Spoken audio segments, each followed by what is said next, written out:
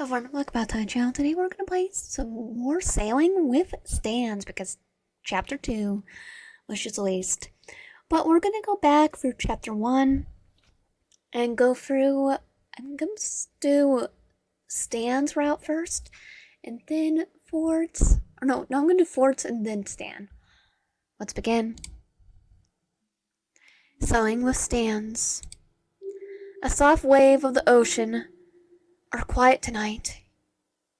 The soft waves of the ocean are quiet tonight. Each cold lap a lullaby along the stand of war too. The stars are twinkling a twinkle of light of difference amidst the same openness of the endless dark sea.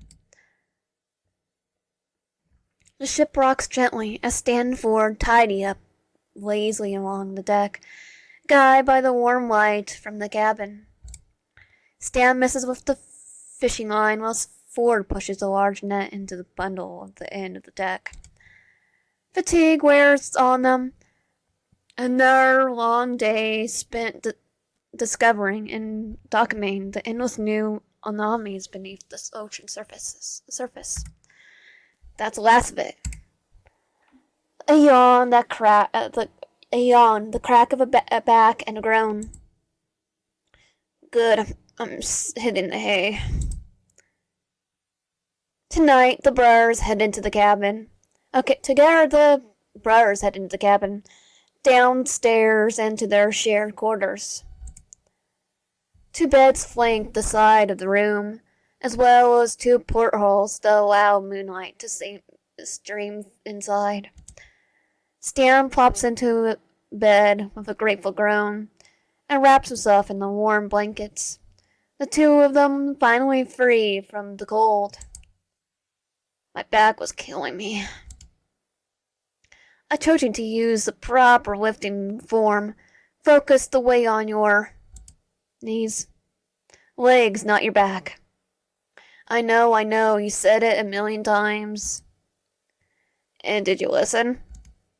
Ford raises a brow and smiles at him through the darkness. Sliding into his own bed, Stan chuckles. Yeah, totally. Ford leans over the edge of his bed and pulls out the journal from underneath, sitting on his lap. Don't stay up too late.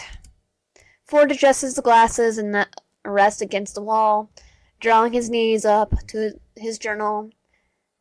So his journal is right under the window. Moonlight pulls across the pages. I won't. Stan makes a knowing sound and blindly grabs the porthole cover. On his side of the room, he shuts it. Uh-huh. Night, Sixer. Good night, Stanley. As Stan softly snores, Ford chews on his pencil and strains his eyes along the pages. He documents the day's events, kept awake by the excitement of remembering the anomalies they encountered. Still no Kraken, though. That Ford was looking forward to discovering the most. They hadn't had any luck finding it their first time at sea, but now, a couple of years later, he hopes that can change. Within a few months, they already settled back into their old routine. Two of them, twins, reunited, old wounds mended, and new memories on the horizon every day. When Ford finishes writing, he glances over at Stan's sleeping figure and smiles. He's grateful Stan wanted to join him at sea again. He puts away his journal, shuts his window to plunge them into darkness, and drifts off to sleep. Crash! Stan falls out of the bed with a shout, while Ford jumps to his feet. What in the world? The ship shakes violently. An obstacle? Ford froze on the lights, and grabs onto the wall to keep himself upright, eyes wide. We shouldn't have hit anything, and it's not the engine. Violent splashes roar outside, and Ford, breath catches The birds look at each other. Something is attacking us. Ford grabs a spear and runs it out onto the deck. Stan scrambling after him. With a violent whoosh, the water sprays in the air and the tentacle smacks across the deck, launching them to and fro. Holy cow! Ford, is that what I think it is? The large lump squeezes the ship, making it creak dangerously. Incredible! It's bioluminescence. It's just like Kit. Forguy asks, "Watch out!" The tentacle whips over them, forcing the duck. Ford watches it with wide eyes. It's not large enough to be the Kraken. Ford takes a spear and jabs the defending limb as he slides onto the wet deck. Tentacle jolts back into the sea. The ship tips. Ford slips, and Stan catches him, the two of them colliding into the railing. Ouch! Are you okay? They're still flashing in the water, violent and angry. Freezing water splashes onto the deck and soaks them. Tentacles barreled into the ship and tell the friends to capsize. Ford grasps the wet deck and stands, grabbing Stan's hand to help him up. Breathless, they share a nod. As a tsunami flashes and attacks the ship, the twins fight back with equal force.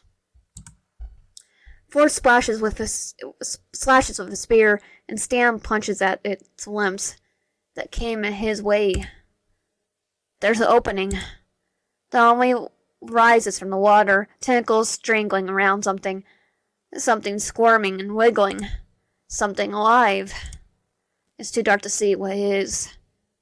Now! Ford throws the spear. The tsunami lifts the struggling mass in its grip, but right as it opens its mouth, the spear pierces through its tentacles. It screeches and jolts. The spear flies into the ocean. With a hissing, gargle cry, the tsunami throws something onto the deck. It drives away, leaving a trail of violent waves that keep the boat rocking. Thud. And then there's a scream. A human-like one.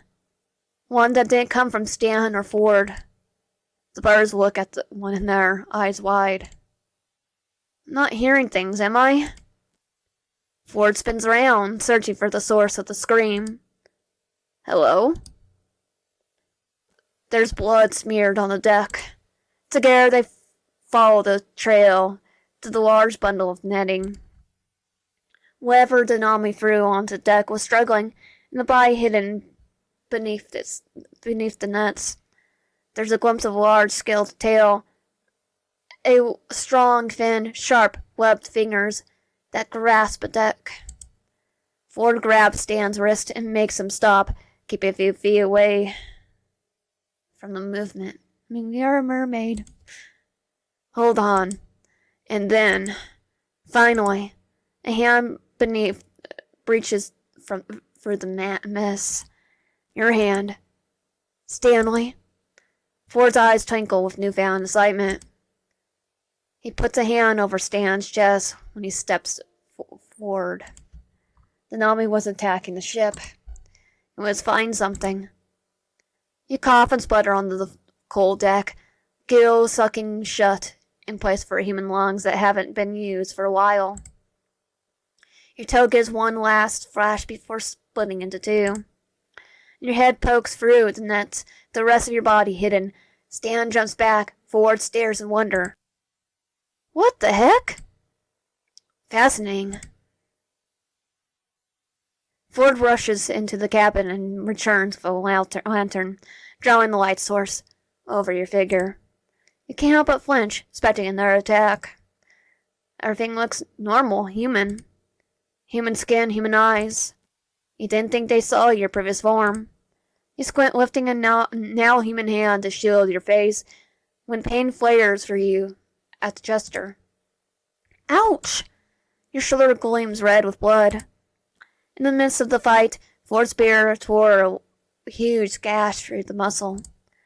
Bane hadn't fully registered when everything happened, but now that he had time to breathe, it's excruciating. Crap, Ford, we hurt a person. A human wouldn't have survived in these waters. Ford's eyes widen in realization, but the look is short-lived. You cry out when you see your wound, trying to apply the pressure with a hand, but you're tangled in the netting, stuck weighed down and weak. The brothers share a nod, and they move forward. Their hands grasp the nets, and you draw away, heart hammering your chest. Whoa, hey, we're here to help. Stan pulls a hand away from the nets and pries them open. His eyes wide, earnest. Ford follows suit, but his eyes study you, absorbed. When your shoulders pound with pain, you stuck in a breath and nod, screwing your eyes shut. The birds untangle your form from the mess. When they realize your naked state, they turn their eyes away. Stan, get some clean water and a rag. Stan nods and rushes into the cabin. He returns with the items as well as a blanket. He drapes over you, your cold body, as Ford kneels before you, setting the lantern aside. He grabs water and rags from Stan, pours the water over your shoulder, and presses the rag firmly into the wound. You cry out with a jolt. Ford pulls his hand away. Keep pressure. Can you understand me? Geez, Ford, be a little gentler. We don't know what we're dealing with yet. Might want to cover your ears. Stan blinks. Oh, he thinks we're a siren. You think they're a siren? Ford lifts the lantern, hums, the light weighing his features, hides our sharp teeth. He's studying you, and all you can do is keep pressure on your shoulder. But it's nice having a moment to breathe, especially after you focus on the men before you instead. They mirror image of each other, their faces lined deep with rage. Despite the situation and bewilderment on their faces, there's kindness in their eyes. You figure this is better than being chased after yet another monster in the sea. Maybe it was a good thing that creature finally caught up to you. Ford's face is closed, his eyes pinned on you. Can you speak? Despite the warning he gave his brother, he's awfully reckless, sticking his face into places he doesn't know any better. It could have been like the monster that had just attacked you. Your shoulder's killing you. You can't but spit the words out through your teeth. Can you see him in pain? Both brothers draw back, surprised before understanding falls on their faces. They're right. Stan nudges Ford aside and kneels beside him, look at you. Ford's still studying you, squinting. What's your name? Lion. Because I'm being lazy. Lion, got it. And your pronouns? She, her. I'm Stan. This is my twin brother, Ford. You're not gonna freak out if we try to help you, are you? You shake your head. Ford continues to eye you as you clench the blanket around your body. Lion Stan help you up. He gives Ford a look. A little help here? Ford clears his throat and helps Stan guide you to your feet. Feet that haven't been used in a while. The deck is cold and wet. As you struggle to walk, your teeth chatter as you shiver. You gotta get that wound checked out. How are you not dead? Magic. Stanley. Ford flashes a look at him. They bicker under the breath, but you're too tired to even listen. Your legs are adjusting to the task that is walking. Your feet and ankles make you stumble, relying on the help of the brothers holding you up on their side. Eventually they guide you downstairs and below the ship, where they look like where what looks like the pocket of a library resides. Ford sets his lantern on the desk, littered with papers and curious oddities can't even make out right now. Like our world map. Carefully, Stan sets you up on the couch, draped another blanket over you. He got a towel at some point, which he now pats dry along your face, your head. You're still shivering, but the warmth is slowly starting to welcome itself back into your limbs. Both of them stand near your place on the couch. Stan's face is etched with concern. Or is that suspicion? Ford's face, on the other hand, is nothing but fascinating. Fascinated. You don't know which one is better yet. I'll help, they say at the same time. Let Ford help. The fascination in Ford's face draws you to him. It's unlike any reaction you've seen from a human before. Your eyes search his, speaking more than words can.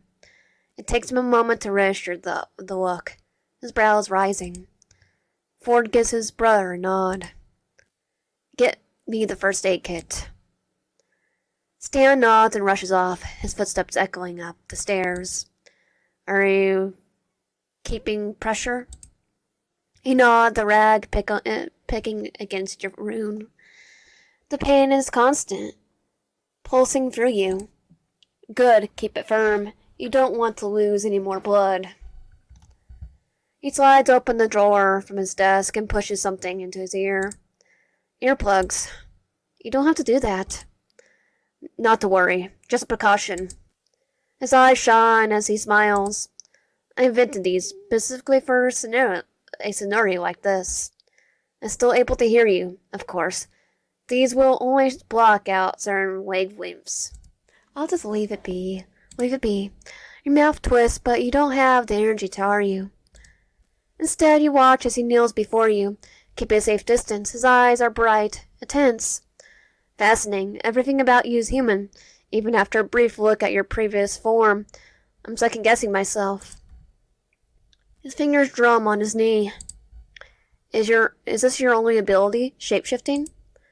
He scoots closer, eyes sewing in on yours. Even the eyes are. You wane away with a wince as pain flares through you as he startles. He clears his throat. Apologies. When it came to Nami's, I get carried away. He nods to your shoulder, hidden beneath the blankets. I need to look at your wound. Assess the damage. Let him look. While we look at the frame of him and him, Stan, Maple, and Dipper. Let him look. You lower the blankets and pull the rag away from your shoulder, still keeping the rest of your body covered. You went to shiver, hand clenching around the bloodied rag. Ford leans in close, squinting at your wound. You bleed red, fascinating. He jumps up and grabs something from his bookshelf, pressing something cold briefly against your shoulder. You chill away and look at him, catching a glimpse of, was that a glass veil? He caps it and sets it on the remaining space on the couch. Why did you do that? Your brows frown and you stare at the veil. He sampled some of your blood. Why did you do that? Ford's eyes are bright. For testing, of course. Forgive me if I'm not very trusting of your word, but I will see for myself if you are what you say you are. You swallow. I don't think we actually said we were human or not. I see. Ford takes a rag from your hand and presses it back into your shoulder, earning a wince. You need stitches. The Anami dealt some damage. Well, that and my spear. He huffs, steeling yourself through the pain. You mean that creature? Ford nods, eyes lighting up at the question. Yes, the Nami. It's a term I use to describe manifestations of weirdness in our world, weirdness drawn from another place. His free hand moves about as he speaks. So, for example, beings like you, or the creature that attacked you. It trails off, searching for your face. Was it attacking you? His brows rise. Or did you attack it? Your stomach drops at the reminder, the memory flashing in your head. There was the chase, your desperate swimming, the two of you racing through the ocean until one of the lumps curled around you, and well, here you are now. As kind as Ford has been so far, he hoped he wouldn't turn out to be like that monster. But nothing could have compared to it. Tell him about the Nominee. The words construct in your throat. It's complicated when it comes to cracking lens. Ford's brows rise, and his breath hitches, his eyes bright, crackling. You say, so they're related to the Kraken? You waver. You don't know if you should tell him. Be open. You give a shaky exhale. Yes. Ford's eyes are brighter than ever. So there it's young? You waver, warily nod. It was attacking me. But your heart starts to pound in your chest. You recall the dark waters before the chase happened. The flash of sharp, glowing eyes. The violent rumble of deep, ancient anger. Your knuckles are white as you clench the blankets around you. I deserve it. The words don't make it past your lips. And, Ford knows the shake in your hands, but he can't help but probe a little further. Oh, I shake all the time, Ford, don't worry. Why did it attack you? The thud of footsteps and a gentle knock on the doorway makes you jolt. Ford turns his head to find Stan peering inside with the first aid kit. Sorry it took so long. I lost track of the... He trails off, brows furrowing. Everything okay? His hands knit the kit to Ford and shares a look with him they can't distinguish. Ford simply waves a reassuring hand. It's been a long day for her. I'll tell you more about it later. Stan sends you a sheepless smile. Could get you a stuffed animal, if that helps. Ford waves him off, and Stan mutters an okay. I'm leaving, and he heads towards the door. I'll be in the engine room. He sends you one last glance. Right down the hall. It's like, okay, but I don't think Ford's gonna let us just wander around, especially with a wound. Your eyes follow his figure as he leaves, footsteps fading away, and nearby door swings open and shut. Ford sends you an apologetic look. Apologize for prying. You see, the Kraken is something I've had my eyes on for so long. Will you stifle? He pauses, searching your face, and clears his throat. As much as he wants to keep asking questions, he restrains himself. Sorry. I get carried away. He gestures your hand to press on the rag instead.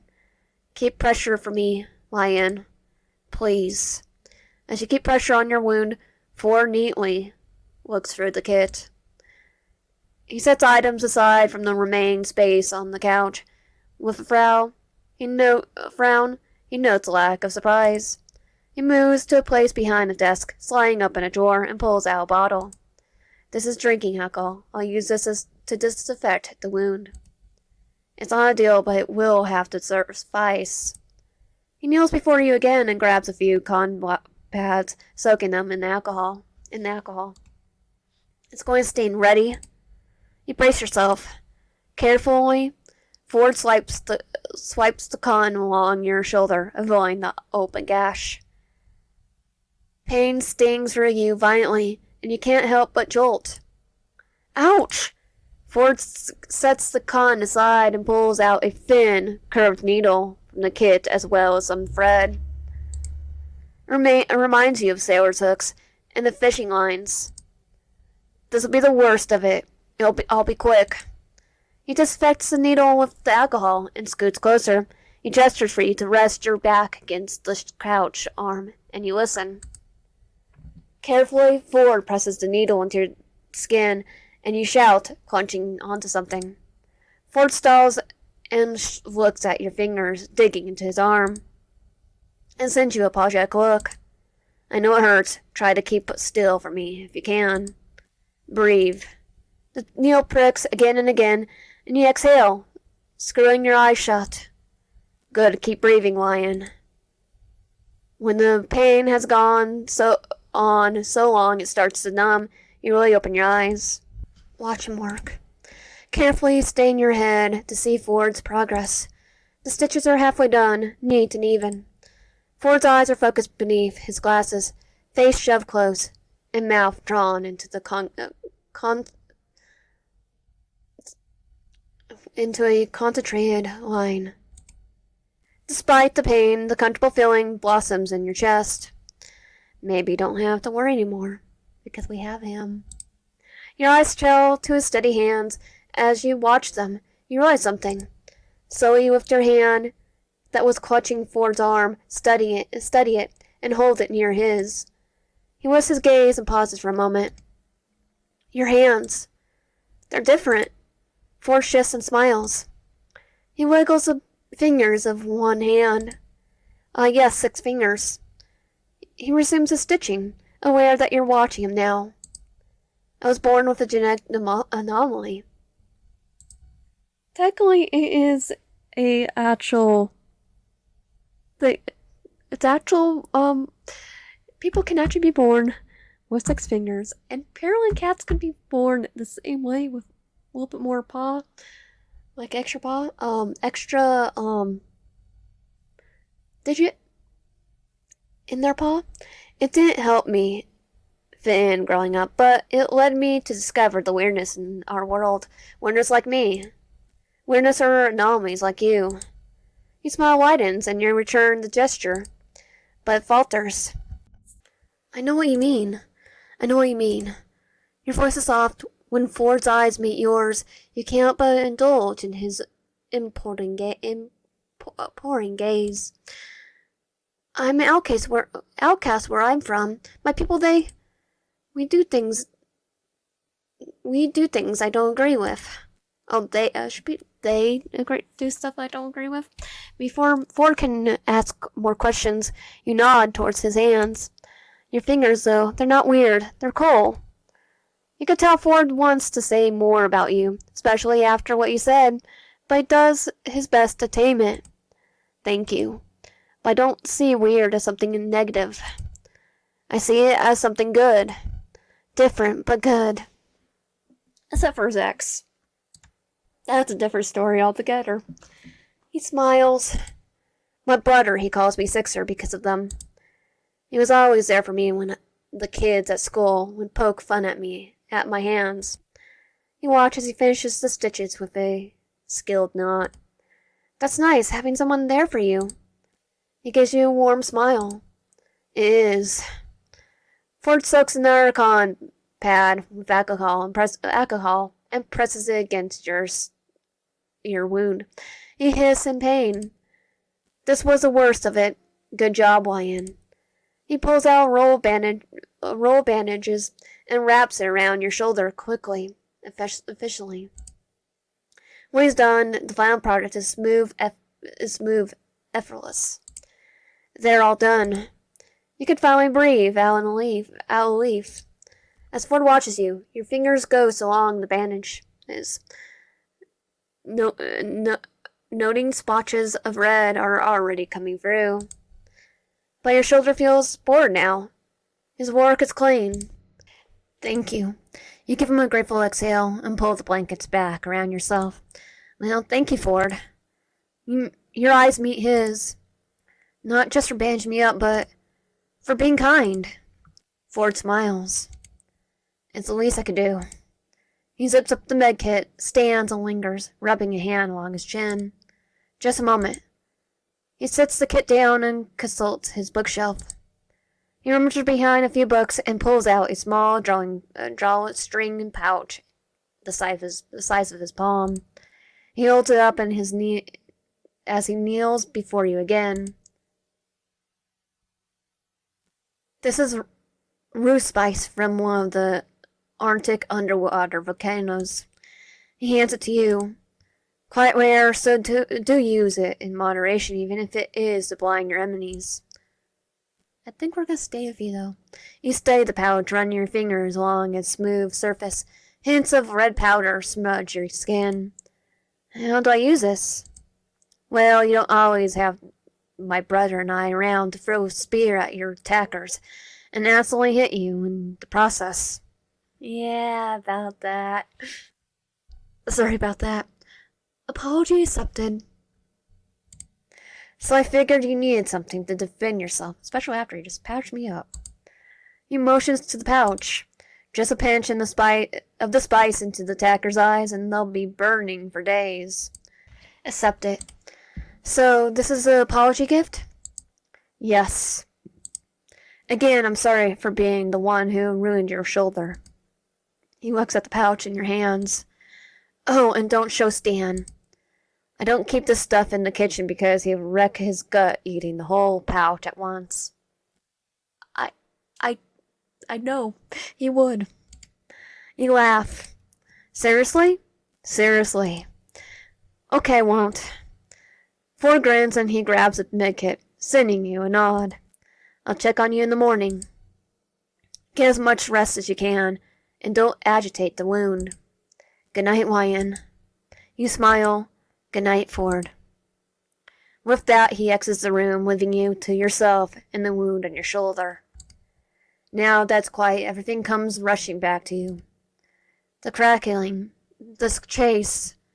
You could have died today, but by the rarest turn of events, you were chased here to safety aboard the boat of 2 kind men. You pull the blanket closer to yourself and smile. Maybe you're glad that creature chased you here, of all places. A love meter?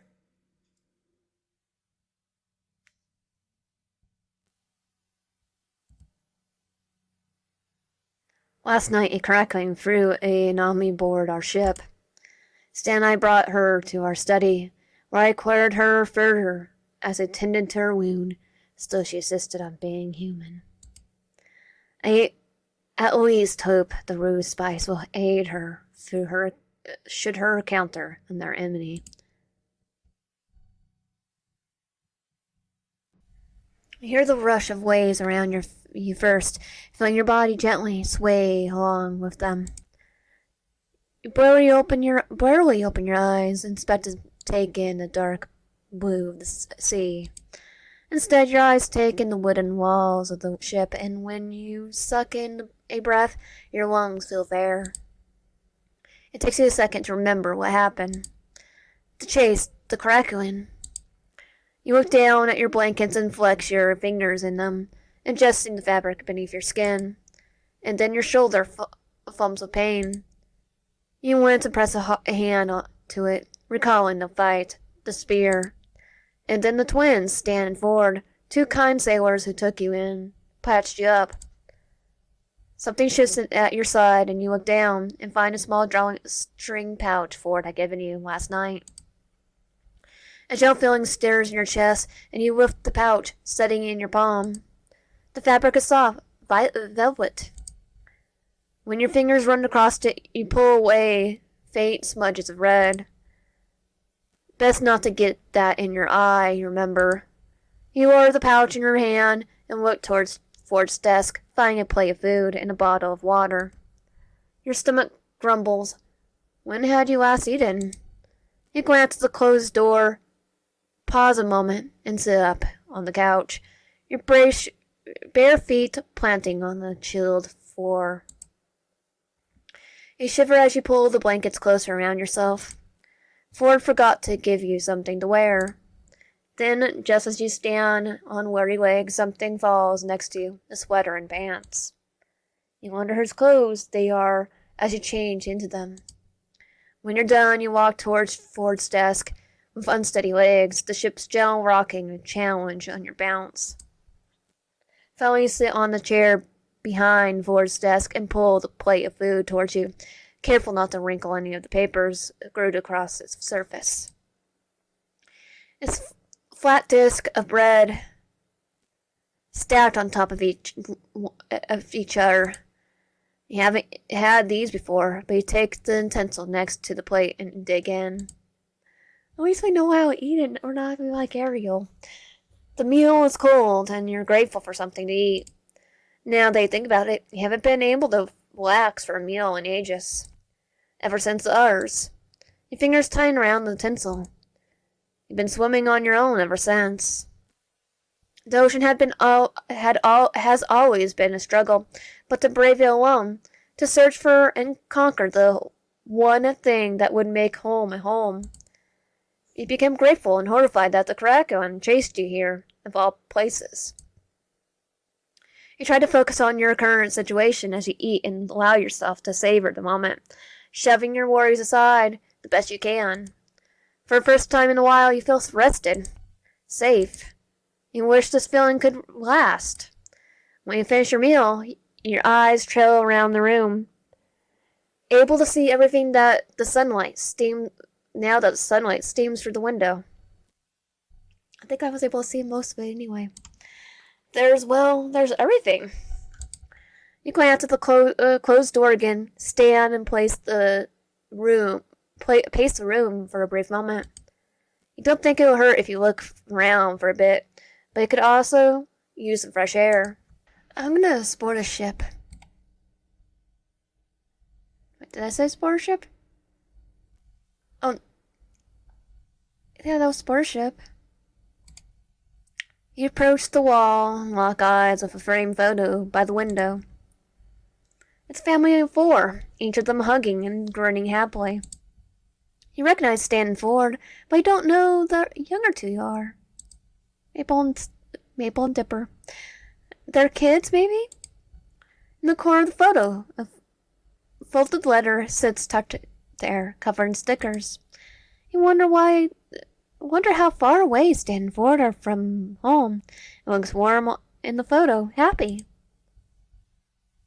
You guys continue to trail along the walls, find notes and papers full of Ford's handwriting or sketches. You explore the study for ages.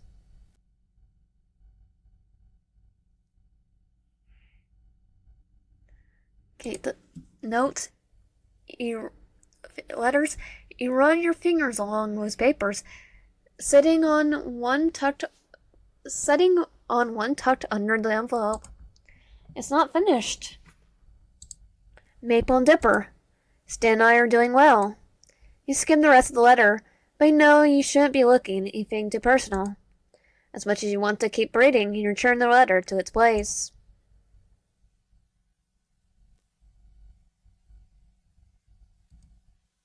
You run your hands along the papers, screwed along the desk. Each one is full of elegant handwriting and illustrations. Unable to help yourself, you lift up one of them and read through it. You're just growing as you do so. Yet another marvel my brother and I have come across in the Atlantic. You read further down, eyes catching on a detailed illustration of what looks like a star with faint wings. After Stan fell asleep at camp, I decided to revisit its comforting depths to ease my mind. One can only assume how surprised I was when the sparse walls now glowed with blue brilliance and all around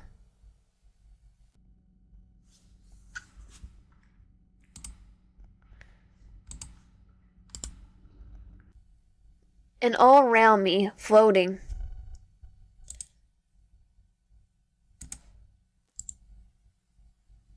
So I did find a little problem with the open dyslexic one.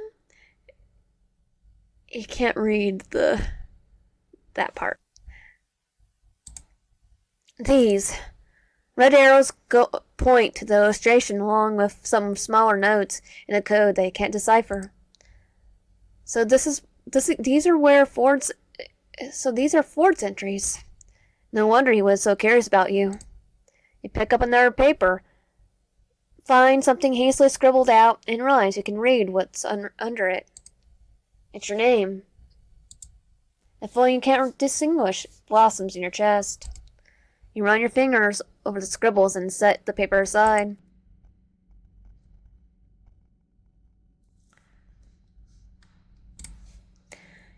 You hear the harpoon slowly, careful not to touch it. You're sure to remember the mallet piercing your shoulder during the attack. I think you had extra because I think that one went down, down, down.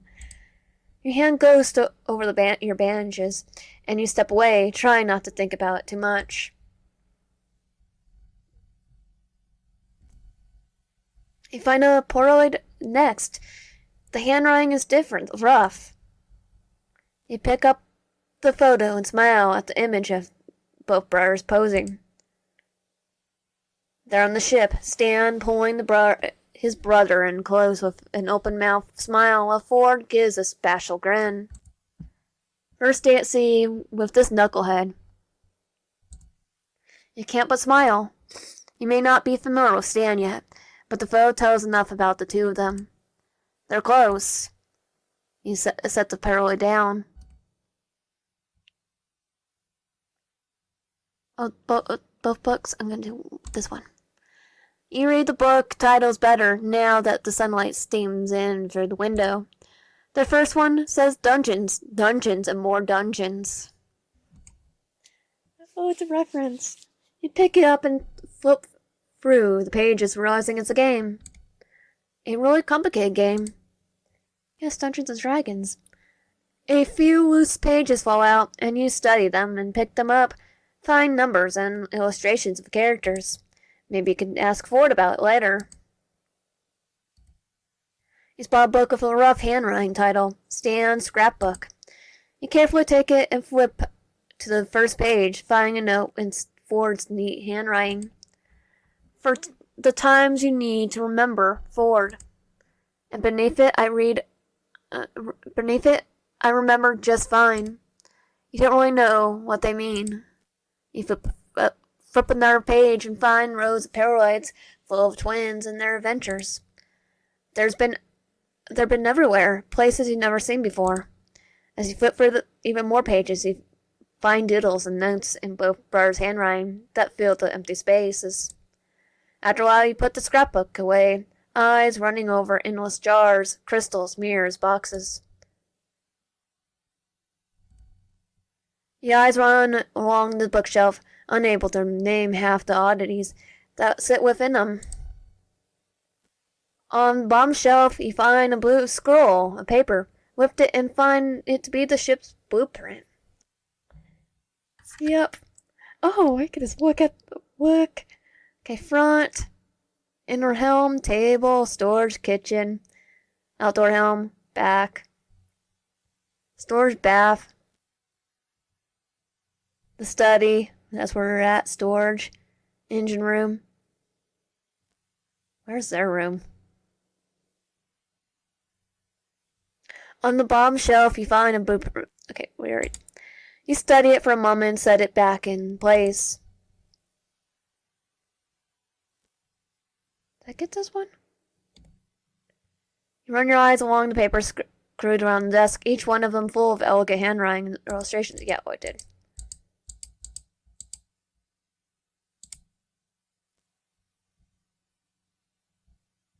Now let's get this. You find symbols engraved in the front of the desk, worn with edges, with age. You're not sure what they mean. Okay, I think I clicked everything that I can. So, click get item explore, click here to leave the study. You give another glance around the room and realize you could spend all day exploring its depths, but you don't want to pry too much. Instead, you adjust your borrowed clothes and open the door, peering into the hallways. It's quite open.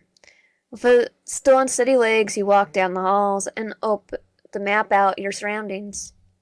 Which I already read the map, so it would be good. You walk past doors on either side of the hall, curious but knowing better than to open them. There's another door at the other end of the ship, and you pass by it, faint snores sounding through. You linger a moment, smile, and head back down the hall, up the stairs. Best not to disturb whoever's sleeping. You shield your eyes from the sun as you come up from below deck. You're still inside the boat's small cabin. Its small walls of metal and glass protecting you from the elements. On your left, you see a small kitchenette equipped with a induction stove, a sink, small fridge, and wooden cabinets, presumably filled with cookware and supplies. Oh, it's a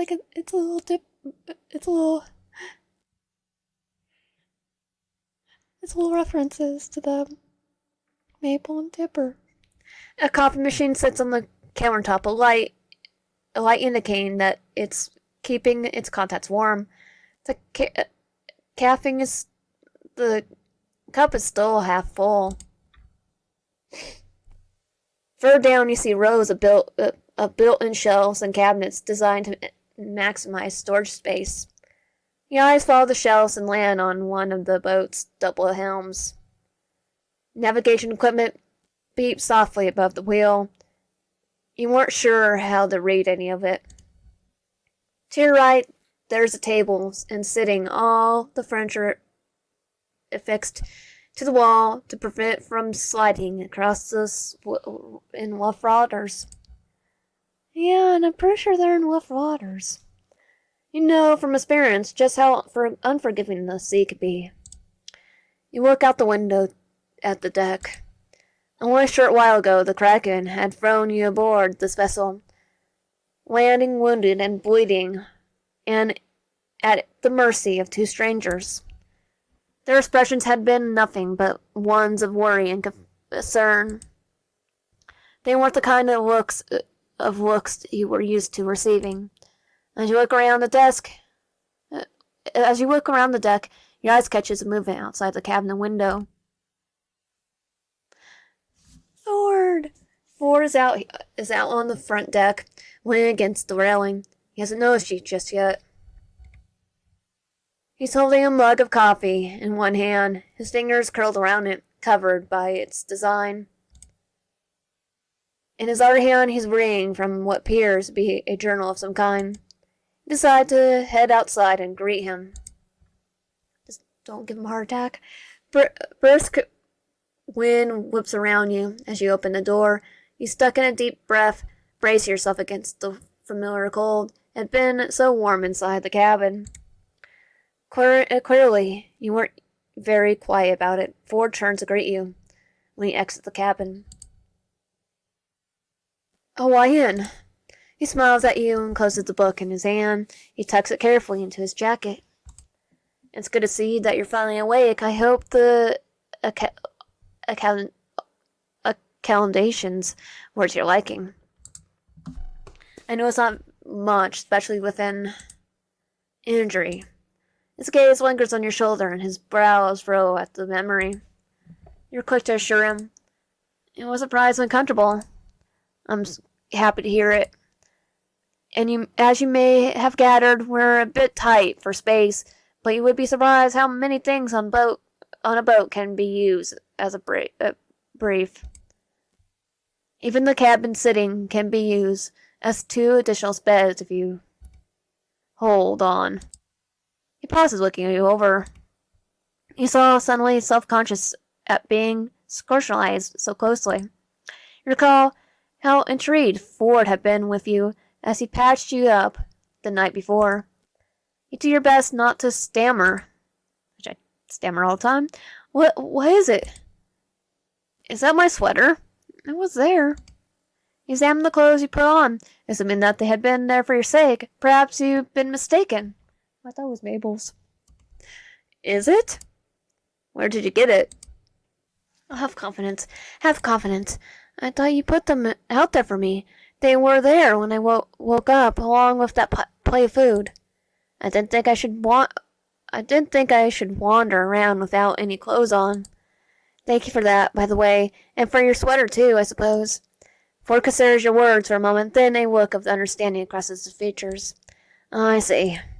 I was afraid I can't take credit for that. It must have been Stanley who left them for you. I suppose it's only right that it's my clothes. It was my spear, after all. Wait, it played food? Did you say? Hastily, Ford pulls his journal back out. He abandons his cup of coffee in favor of pulling out a pen, planting it precautiously on the gunwale of the ship. With Ford's hand out of the way, you're able to make out the words "bottomless pit of coffee," etched faintly on the ceramic of the mug. I assume he left you stand cakes? You raise your eyebrow at him. Stand cakes? Yes, flat, bready, maybe some hair in them. But more importantly, did you eat them? He looks at you expectantly. Was I not supposed to? No. I mean, yes, of course, it's fine that you did. They were for you. I just mean, were they palatable to you? You hesitate, not quite sure what he means. There had been some hair in it, admittedly, but they're fine, I think. They were a bit cold, but always good, I guess. And a little bit airy. Ford writes something down, and it's then that it clicks for you.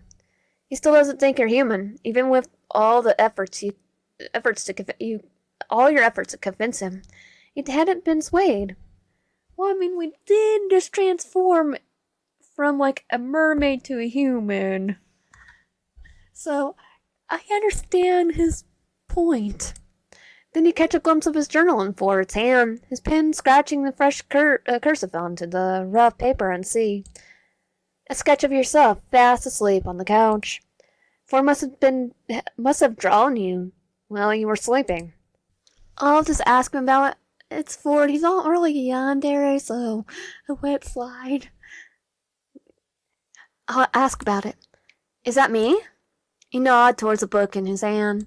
Plus, we always go for the red flags anyway. Ford glances down at the paper and flushes when he realizes that what you mean. Yes, it is. He turns the journal to show you. With a better view, you see alongside the illustration there's a note, primarily about your condition and what any changes in your sleep patterns. You spot a passage about unrestful sleep and see the word nightmare written in big bold print with several question marks beneath it. You were asleep for a couple of days, you know. When you didn't wake up, we started to worry. You turned to Ford in disbelief. Surely it hadn't been that long. It's been a little longer than that. Hold on, a couple of days? Yes, which is why I'm glad to see that you're up and about. Your condition looks much improved from before. He was able to do a lot of notes then, too. Even with the whiskey, the risk of infection was still fairly high, so Stanley and I took turns keeping an eye on you. That would explain why you felt so rested upon waking. You don't remember the last time you slept longer than 5 hours at a time, let alone days. You turn back to the journal, studying Ford's illustration of you. Ford follows your line of sight and hastens to explain further. Journaling helps me process things, thoughts, feelings. I suppose I found comfort in drawing you like that. I hope you don't mind. He seems very sheepless admitting this, and you look closer at the way he's drawn you. It's almost tender. He's depicted depicted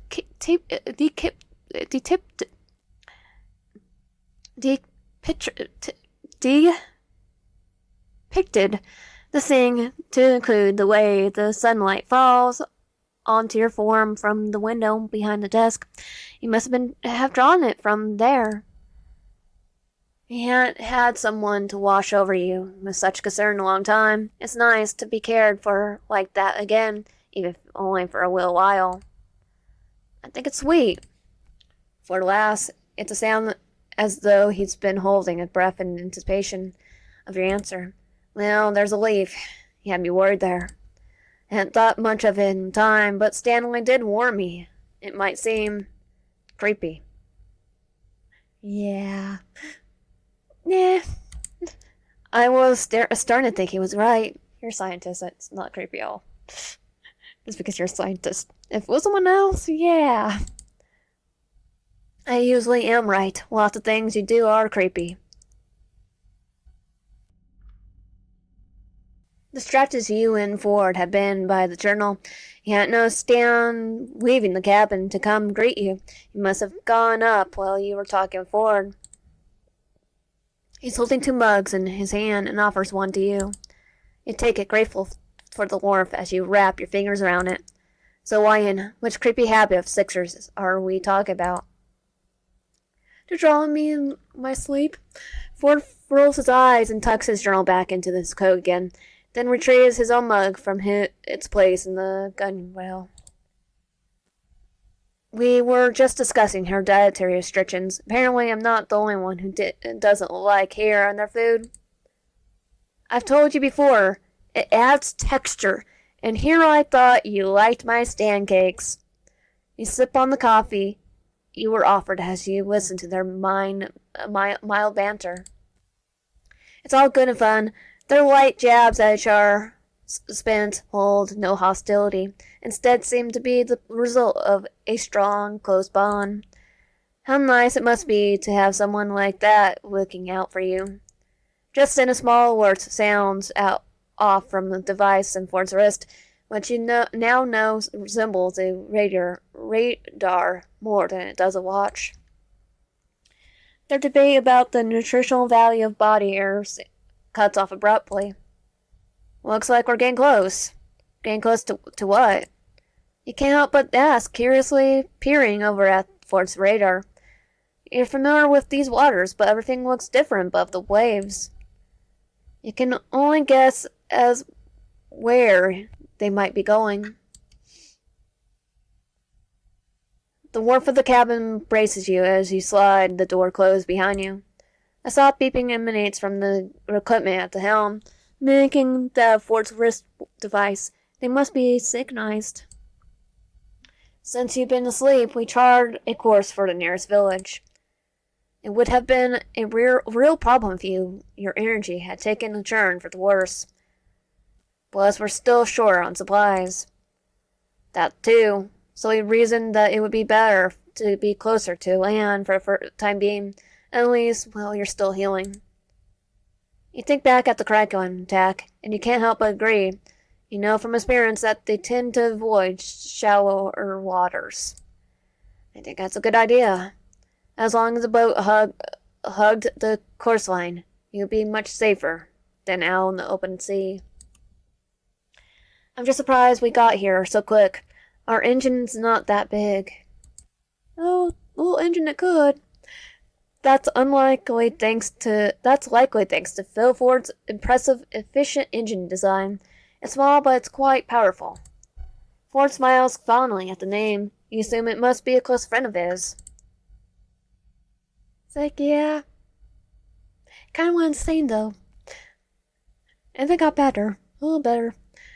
Damn, really? I have to look at it again later. You try to peer over Ford's shoulder and make heads or tails of the images on the screen. You don't have much luck. How long will it take until we arrive anyway? Ford glances down at the radar, seemingly calculating the distance in his head. Maybe about... Stan cuts him off, tapping you both on the shoulder and pointing out the front window. Why don't you see for yourself? I'm out now. You and Ford both look up and through the window to find a large sloped landmass in the distance, obscured by frosted fog. As the ship nears, the fog thins and reveals a snowy mountain dotted with cabins and evergreens. Whoa!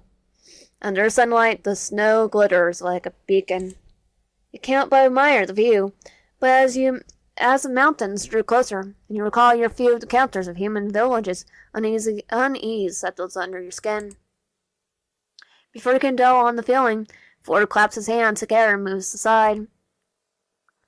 Just as expected. Worsley, Stan takes a hold on the helm and guides them towards the harbor, fingers sliding over buttons and levers with practiced ease. Do you have the list, Stanley? Should be on the table, where I left it last. Ford nods, rummaging through the papers screwed across the kitchen table. After a moment, he finds a piece of paper and tilts his glasses at it. We need to add medical supplies. He grabs a copper pencil from the ground and quickly scribbles something onto the paper. What about you, Ryan? What do I want? A cheeseburger. Stan looks over his shoulder and raises a brow at you. You're alright with Ford's get up, or do you want something new? I'm fine with these. I'm alright with these. I don't want to cause any trouble. Oh, we can cover it. It'll mean less laundry. You need a coat, as well. It's freezing outside. She could borrow one of mine. Most places won't have a good enough one. Stan squints at the horizon through his glasses, mapping out the harbor. Pretty empty. I don't see a place for a security either. This being there one of those small villages. We'll make do. Excuse me for a moment. Ford pockets the paper list of supplies they need and excuses himself to head downstairs. Returns shortly after with one of Stan's coats, then smiles and hands it to you. You put it on, wrapping it with some warmth around yourself. Thank you. He watches Ford returns to his burr outside, checking the blinking dots and lines and calculations on the navigation system. I mean, the port looks simple. The two of them mumble about directions for a moment. You hear something about navigating shallow waters, wind conditions, and potential obstacles. Eventually, they agree on the right course. Desperately, Stan steers into the relatively empty harbor, docking the ship with skilled ease. As the bars part from the helm, Stan sends you a smile. Wait a second, Toots. Gotta make sure we are tied up. The bars exit the cabin, and you walk up to the helm to watch them through the window. They move together like a single unit. Ford leans a supporting hand, and Stan pushes himself up and out of the boat, feet planting on the rickety old wooden docks. When he's steady, Ford grabs some rope you remember getting tangled in last night. You were thrown aboard and tossed it to him. As Stan ties the different parts of the boat to the dock and brushes off his hands with a grin. With force from Stan, Ford nods and opens the cabin door. Ready? You nod and follow him onto the front deck. Eyes adjusting to the glare of the sunlight. It's harsher now that you're outside. Ford draws up a stool and motions you forward. On the dock, Stan has a hand extended and waiting. With a bit of hassle, you guide it out of the boat onto the dock. Spraying your arms out, the flimsy wood shivers beneath you. Stan laughs. Rickety, isn't it? Wonder when the last time they repaired this thing. Probably a long time ago. Probably never. The docks creak again as Ford joins, and the three of you head down the walkway, your breath clouding in the chilled air. You come upon the station and find a map at one end and a man waiting at the other. Stan jabs a thumb in the man's direction. I'll check in with the dock at hand. Ford nods at him and then at you. We'll check out the map and see what they have. Together, you and Ford head towards the map. Okay, that's a...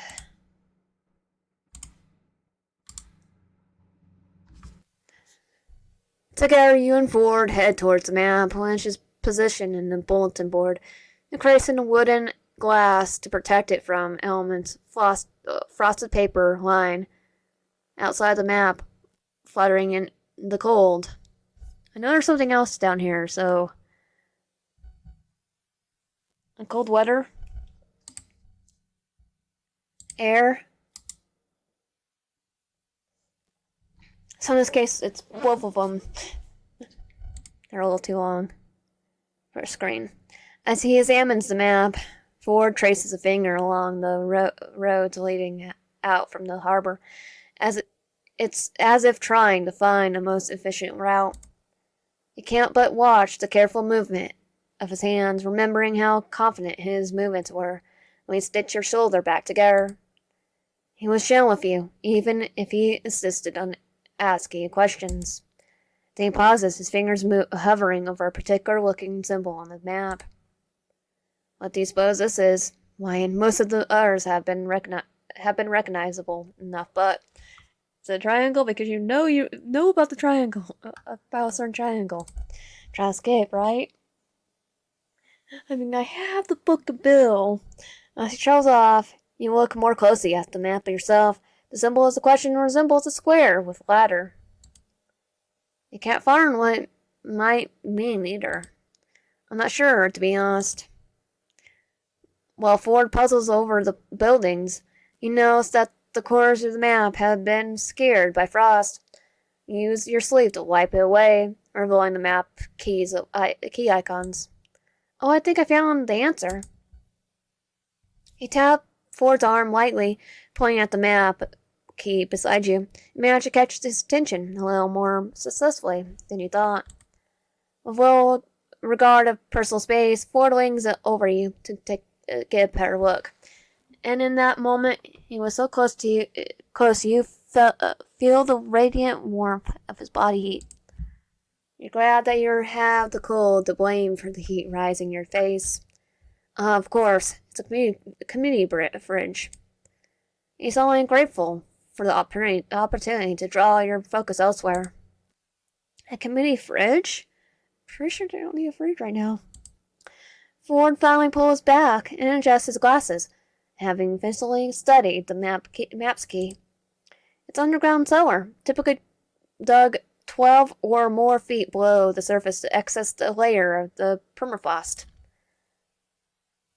I'm pretty sure you don't need to do that if it's permafrost. Actually, I don't know. Actually, no, because I don't live in anywhere near permafrost. When you continue to blink at him, brows furrowed, he continues with a sparkle in his eye. Permafrost is a layer of ground that stays permanently frozen throughout the year.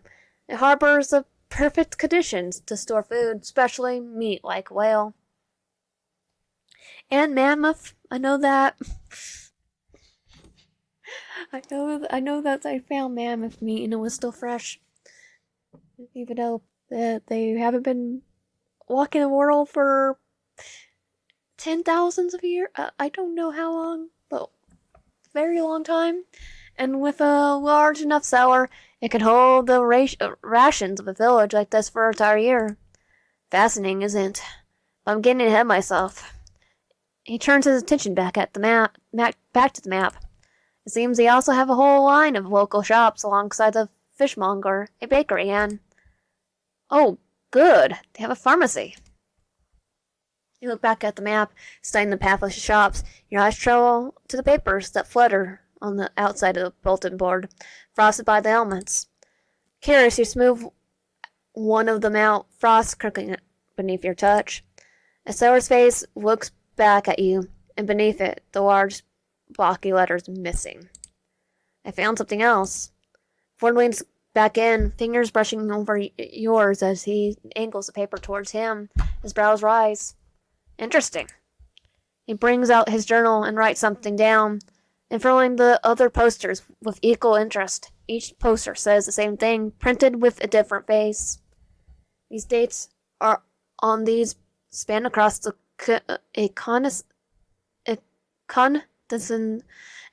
across the timeline. These are recent. And they're sailors, we might want to be careful. Stan approaches from behind, joining the two of you around the map. Documenting stuff again? Yes, these posters. Each of them counted for recently missing sailors. Oh, that isn't good. We have to investigate further at the market lane. Speaking of, the village has everything we need on the list. Stan nods and motions towards our end of the station. I paid the docking fee, so, to the guy in the Maria. We're okay to keep the Stand War 2, technically it's Stand War 2, in the bay for the night, and I worked out a deal to refuel the generator. You know, we can generate our own fuel, Stanley. I told you that before. Yeah, well, I don't fully trust the doohickey you and McGucket cobbled together not to implode one day. It's like, to be fair, he's seeing when he was insane. So, old man McGucket, it will explode.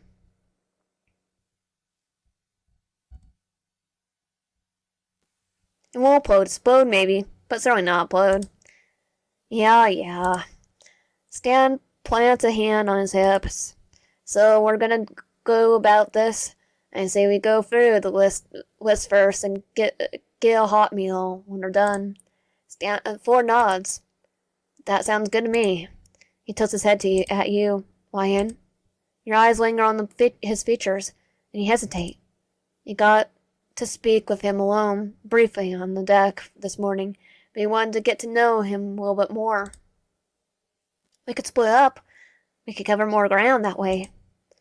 Ford strains and glances at Stan. There's a brief moment where it seems they're talking to each other without words again, grasping the other's feelings. Are you right with that? Stan waves a dismissive hand.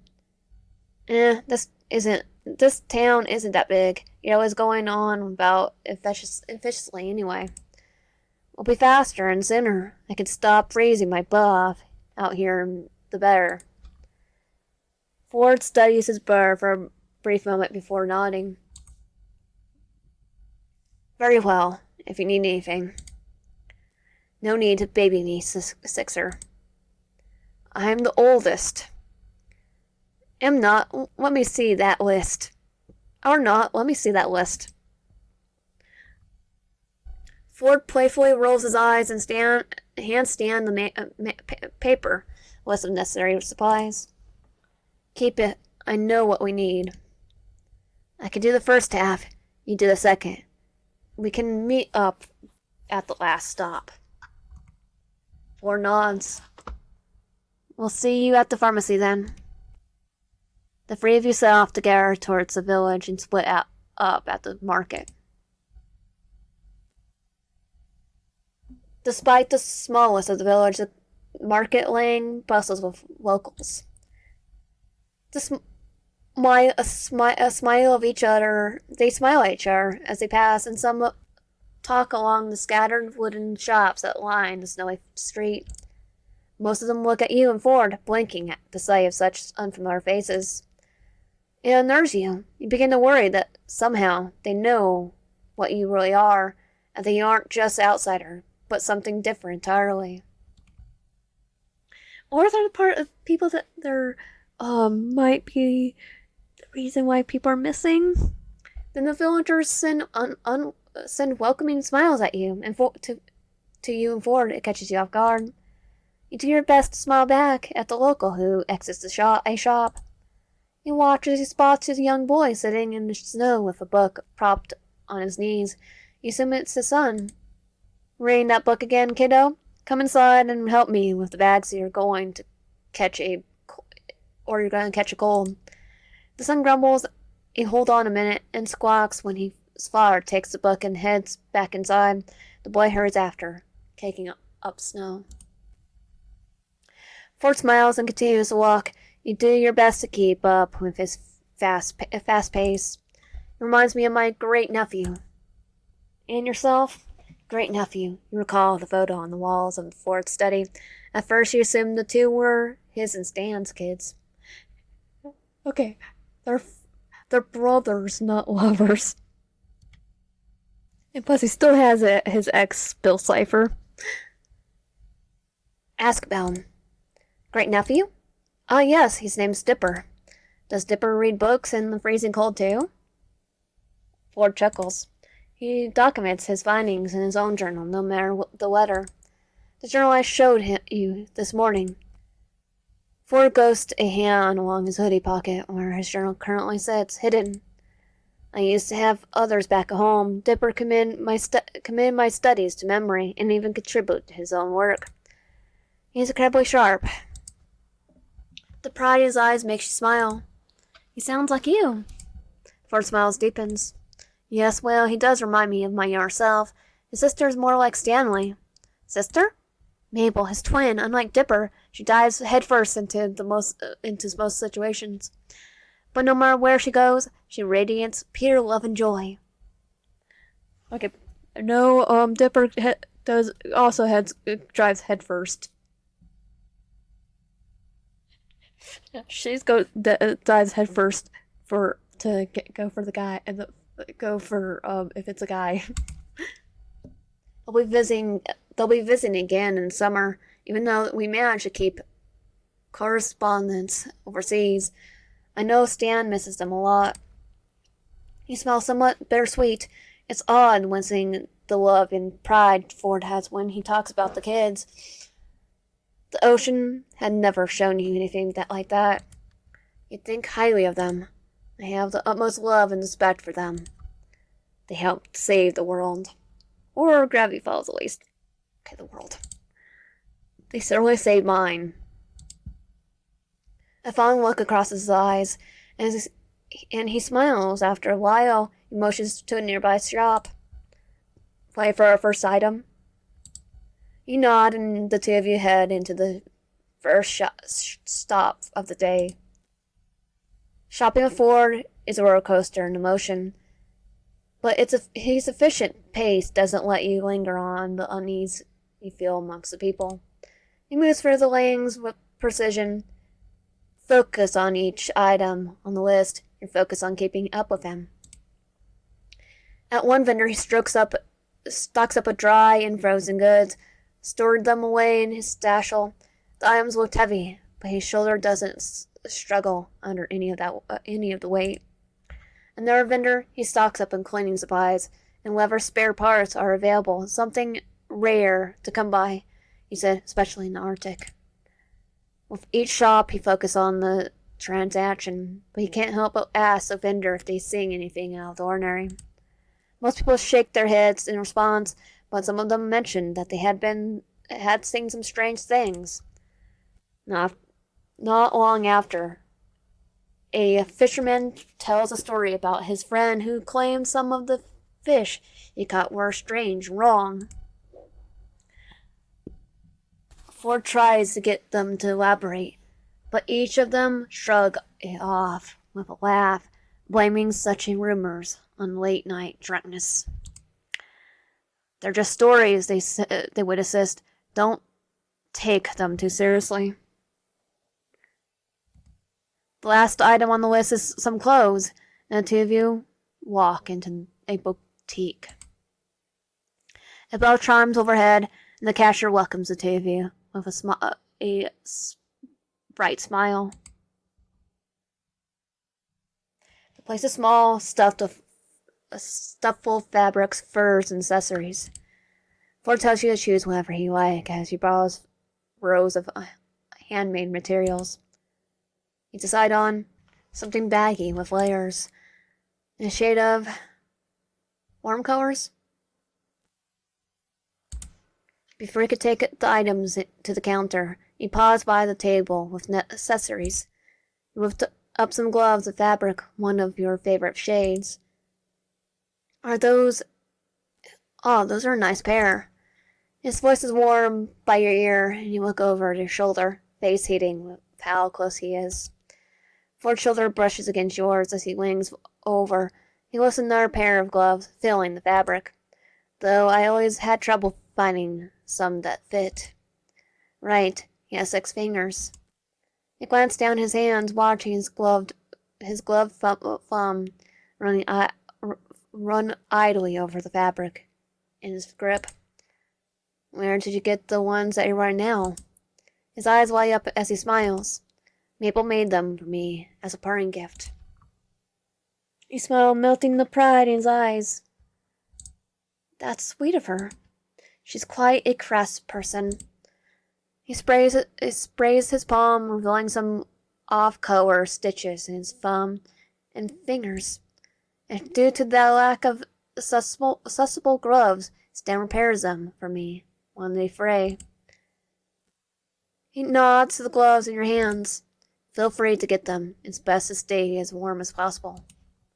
You look back at them, at the gloves, tempting to accept his offer.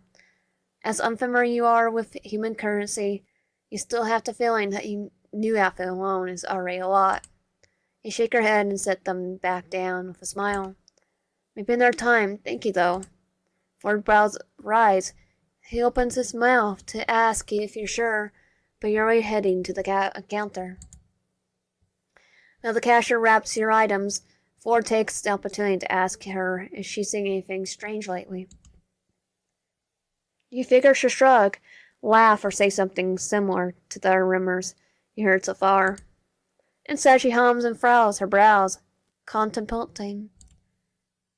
Come to think of it, I heard a few things from visiting sailors over the past few weeks.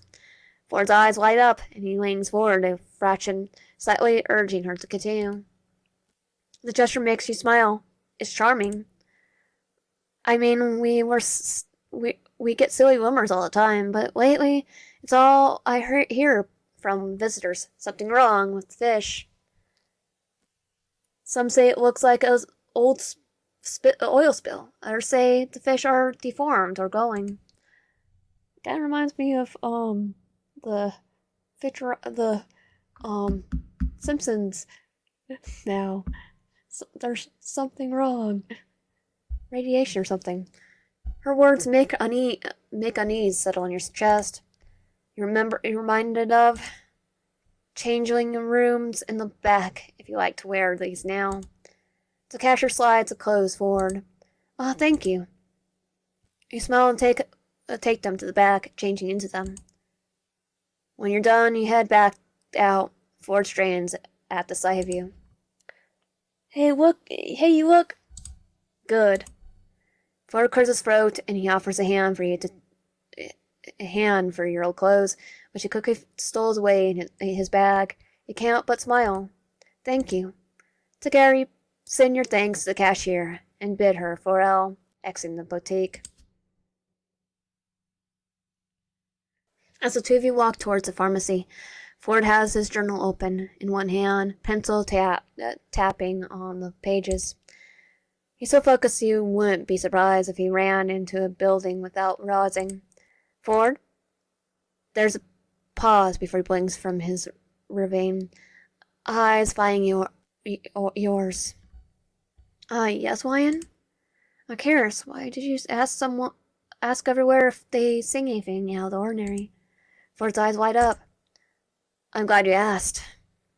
You see, anomalies don't just reside in the sea, although most of my findings, such as yourself, have come from there. And gravity follows itself? You want to emphasize the lie that you are a human, but he continues. Even the slightest rumors can indicate the presence of weirdness. But it seems the place, as far as the villagers are aware, doesn't have anything unusual. It's the sailors who visit that spirit of the rumors. What if they were just drunk, like the people said? Well, they probably caught something. It never hurts to investigate. Since humans have begun traveling overseas, there's never been a lack of stories about unusual encounters. But for a village to hear influx of similar rumors, it's reasonable grounds for anomaly. What kind exactly is what we'll find out. His eyes shine brighter. He scribbles notes into his journal. Though I don't think we'll find a new lead so soon. Mingyu has already been so incredibly insightful with regard to the He looks up from his journal, grinning, and pauses when he looks at you. Ah! Not that I view you solely as a lead, of course. It's alright. I get what you mean. To be honest, I think it's charming to see you so excited. It's nice to have that kind of passion for something. You know what would be funny? Because if we're a mermaid, technically, Dipper could already tell him about mermaids. Oh. Ford's face and ears redden. He hides his face in his journal. Thank you, Ryan. Oh, look, a Stanley. Stan waits by the pharmacy entrance, holding a few bags inside. Line up at the sight of you two. Ford smiles with relief. Hey, I got us an extra treat for the trip. Baker's special. If you see a couple bites there, don't. No, you don't. Everything went alright with you two? You and Ford nod. He insisted on carrying everything, though. I feel a little bad. Oh, that satchel is a lifesaver. Trust me, Ford doesn't feel a thing with that beauty. You raise a brow at Ford. He chuckles under your questioning stare. Should we head inside?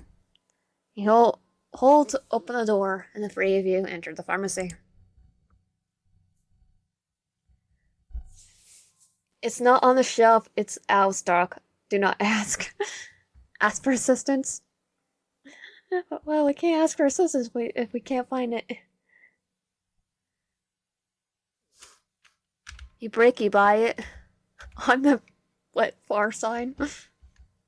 Do not put your... I don't say the rest. No refund. Cash only. No cards. The sticky fluorescent light fills the space around you, making it feel dingy and cramped between the narrow aisles of medical supplies. Additional to the cold toned color of the walls offers little to help make the place feel inviting. A sharp contrast from the warmth individually of the other shops and their specialties. Just as you are coming to terms with the unwelcoming involvements, your attention is pulled away to the counter by the sound of borrowing. $40 for a roll of gauze? Even out here in the Arctic? That's highway robbery. You see Ford holding unfortunate gauze in his hands and he accuses the clerk of price gouging. The clerk, Joe, according to the store's namesake, Joe's Pharmacy, is wholly unfazed at the accusation. I'm sorry, sir, but I'm afraid that that's the price around here. You need to realize how difficult it is for me to restock. The cost involved in the entire process. Oh, I get it. How much he has to pay? Yeah, how much he has to pay? He has to charge us even more. There's no other pharmacy around for miles, so there's a higher supply and demand. I'm sure you understand. Despite his words, Joe did not seem apologetic about the high prices in the least. No, I don't. I wouldn't believe the remoteness of some of the places I lived in my life. Why, even on the farthest, most backwater planet imaginable, they still didn't resort to this kind of exportation. This is Earth, though. This is Earth. Of cost. You're charging more than you need. This Earth. This is normal Earth. Sadly. Well, did you just say planet? With a practiced salesman smile, Stan decides then to step between the clerk and his brother before Ford can say any more. You have to excuse my brother. He's always been delusional and glandular. Even when we were kids, he doesn't know what he's talking about. Stanley, you can't possibly agree with this. Stan lightly elbows his twin, interrupting his stride, then glances over at you with the same smile. This time, however, it is joined by a devious glint in his eyes. Why don't you and Ford go ahead and look for the rest of the stuff on our list while I talk with Joe over here? Can I call you Joe? Joe looks right between you. Stan and Ford, were curiously been quieter than you expected. He didn't seem the type to be so easily pacified. I guess, but they better not break anything. Of course not, Joe. Go on, Wyan.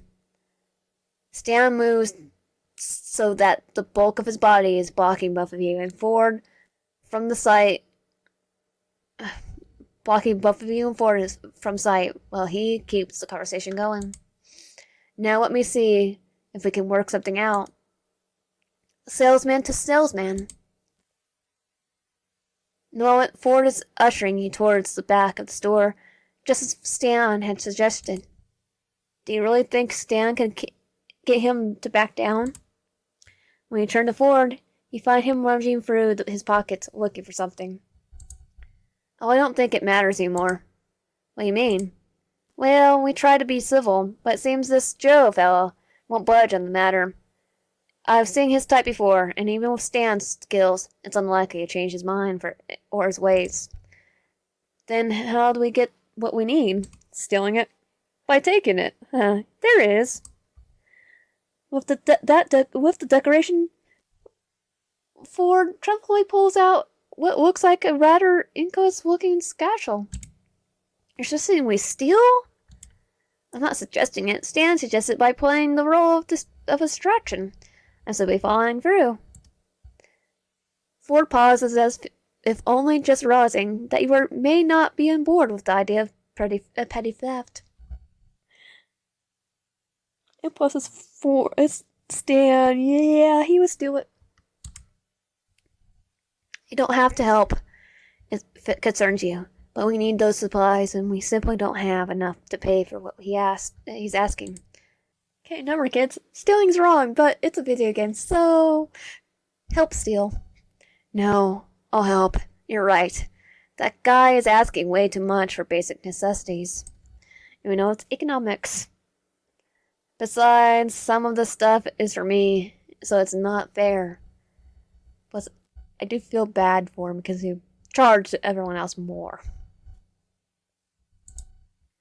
It's not as if your first time stealing, but you decide not to share that just yet. In that case, I'm grateful to have you as my partner in crime, as it were. Now here, take this. Well, it'll be easier if we use it than try to smuggle things in our sleeves. Ford hands the satchel he retrieved from his pocket and hands over to you. He knows just how small and light it is. It rattles around when you shift it.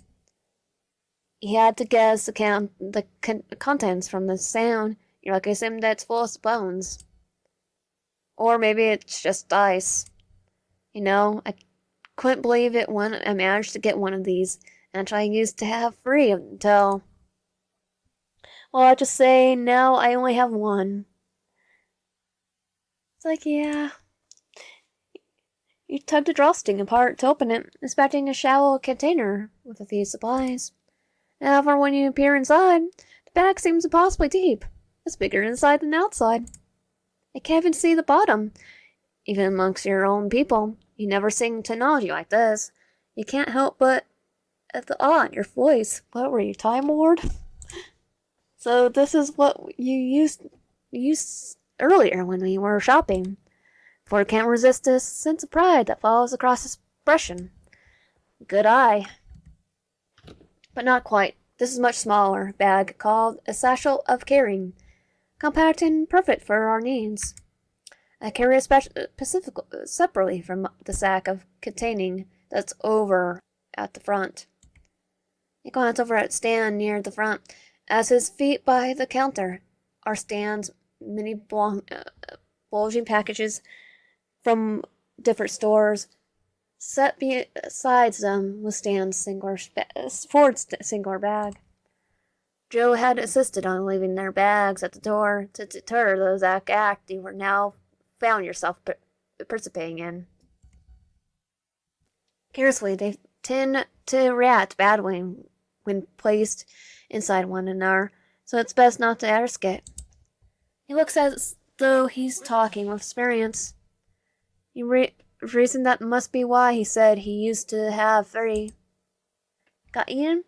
So, how does it work? The bag, I mean, how can it be bigger inside than out? Because it's a TARDIS. Ford beams at you before offering an explanation. He begins carefully selecting items from the shelves. I've yet to work that out myself. Isn't fascinating?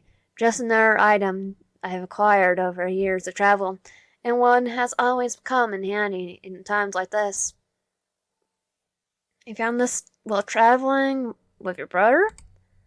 Yeah, no, it wasn't then. Ford's hands pause and lingers over the item on the shelf. Ah. No, it was before then. You don't know this man very well. Oh, I know him better than the character I'm playing. But you could swear you spot a flush of regret accompanying those words. You want to press further to find out more about this man's incredibly interesting life, but you realize how now is perhaps not the best time. Ford's hands are quick as you move besides him, perusing products whose uses you can only guess at. It's caffeine, in its own way, to see the types of supplies humans use for their health.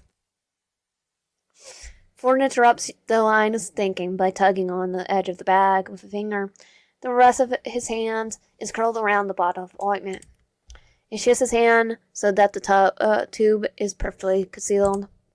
You don't even know when he grabbed it. Here, hold it open.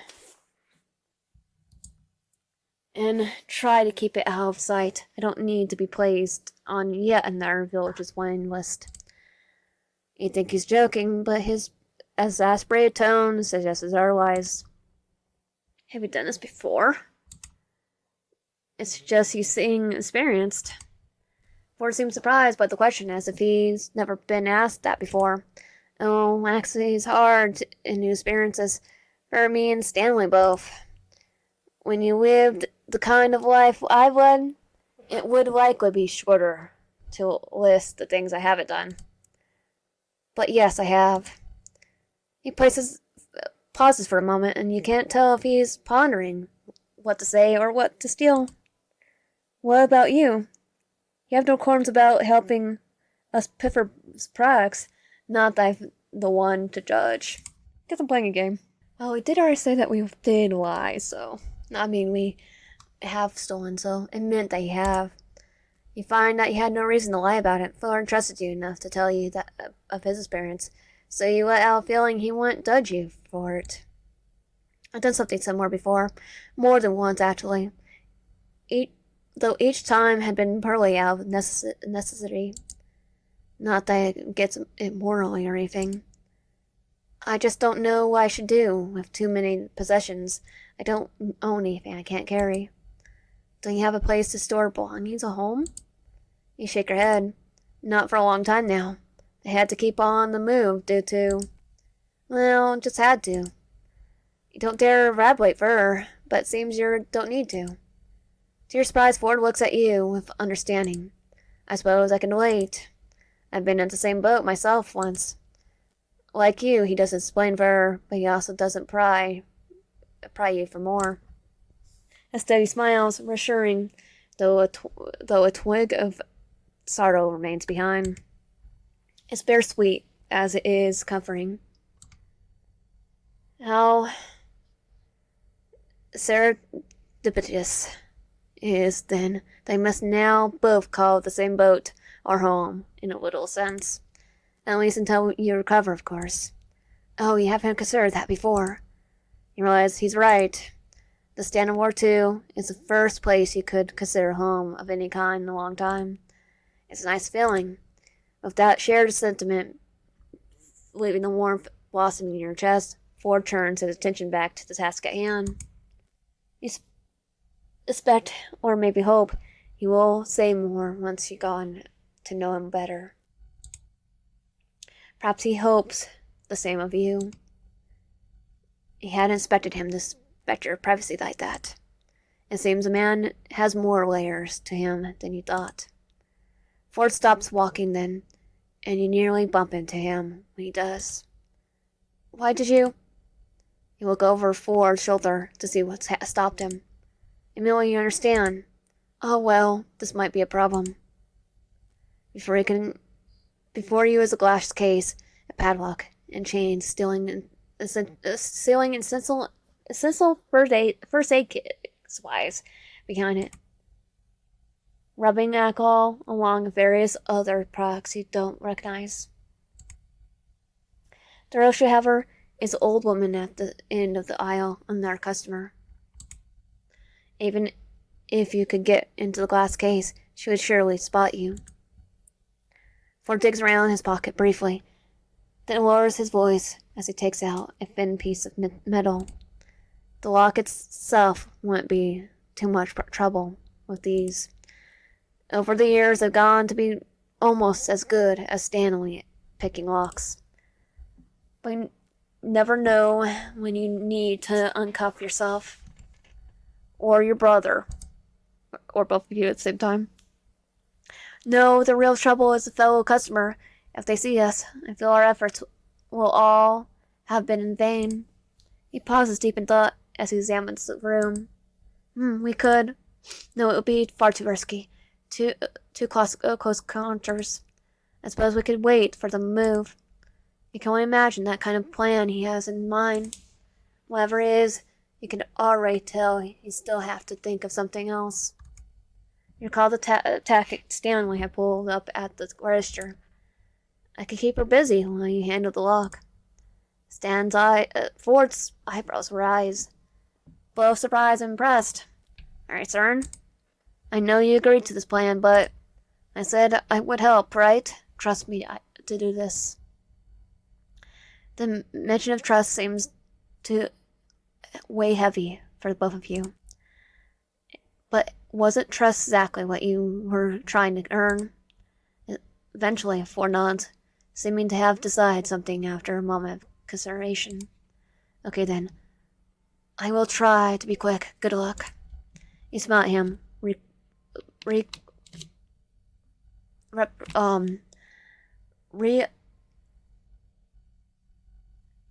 replicating the sentiment. You too. You move out of the aisle and approach the customer with caution. The one before you is short and elderly, though she looks more kindly than most humans you encountered in your lifetime. She seems to be struggling to reach an item on the shelf. Good day, madam. Oh, well, aren't you with an unfamiliar face? Did you finally get placed with someone nicer? Her words are teasing and unserious, but you cannot help but be wary of the new stranger. Oh no, my friend and I are just passing through town. The woman peers carelessly over your shoulder, searching for the friends you mentioned. In a panic, you move your arms to block the view. Hastily attempt to disguise a gesture as an offering of help. You grab the item off the top shelf and hope it was the one that she was struggling to reach earlier. Did you need some help reaching this? I saw you were having trouble. This is why I came over. Because you were having trouble. Very smooth. Yeah, very smooth indeed. Oh, my fiber powder. How thoughtful of you. Thank you, dear. She takes a supplement from you and places it in the shopping basket she had draped over her arm. You know, this old body is not nearly as flexible as it once was. She then looks angry over the counter. And Joe knows it. I swear he does it on purpose. Gets a kick out of watching an old woman struggle, he does. I sure hope you and your friends of yours knock him down a peg or two with what you're doing. You feel a cold sweat creep down your neck. The three of you been caught? Oh, I don't think she cares. I'm not sure what you mean. Oh, my body may not be as springly, but my mind is sharp as ever. I'm not blind yet. I know what you're up to. You feel panic slip into your skin and scan for exit. You can't be the reason the brothers get caught in the act. Then with a wink, the woman leans in, inconspicuously. But don't worry, old Hattie's no tattletale. The growing dread you had felt slowly calms at these words. In her eyes, you can see the same mysterious look that Stan had gotten earlier. Hey Stan, I think I got your soulmate. You believe she could turn you in? You believe she won't turn you in, but just in case, you ought to try to change the subject. Is Hattie your name? Oh, seems you're sharp too. It's what my friends call me. You could call me Hattie too, since we're friends now, aren't we? The one you had just met sure was making quite involved assumptions. Are we? I should say so, after all you helped me. And now I'll help you. She gestured over to the register, where Joe looks none too happy, and Stan seems to be in a bit of a panic. By the look of things, I would say you're gonna need it. From that, you could see Stan is stuck behind the counter with Joe, having been caught in the act despite his best efforts. A stolen item tumbles out of his sleeve and onto the counter as he folds his hands up in surrender. In an ironic twist, you find that it is the very gauze that has been in the callus of for stealing in the first place.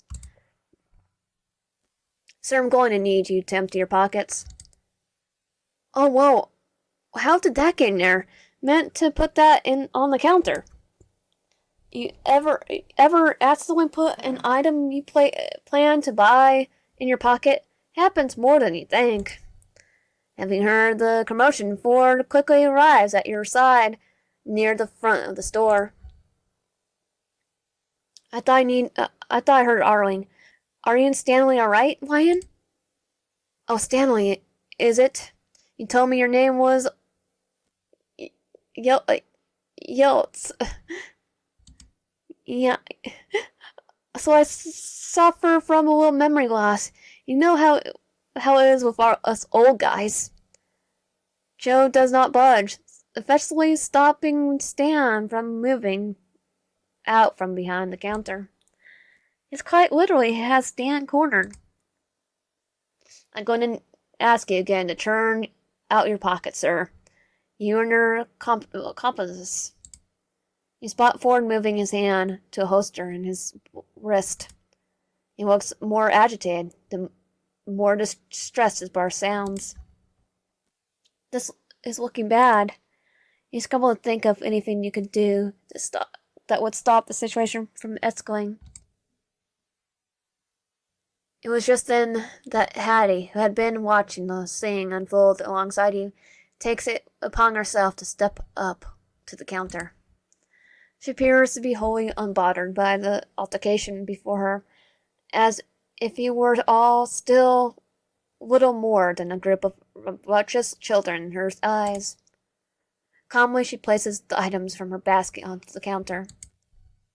The interruption leaves both of you and others in the room stunned. I'd like to check out now, Joe. There's a pause as Joe seemingly stumbles over his words, disarmed by Hattie's demeanor. I'm a little busy here right now, madam. And I'm not. You're wasting what precious little time I have left on this earth by making me wait while you argue with these nice young people. Young? Hattie points at the gauze that Stan had dropped. He's already returned the item, you see, so what's the issue? Well, he could have taken something else. And I could be home already if we weren't having this conversation.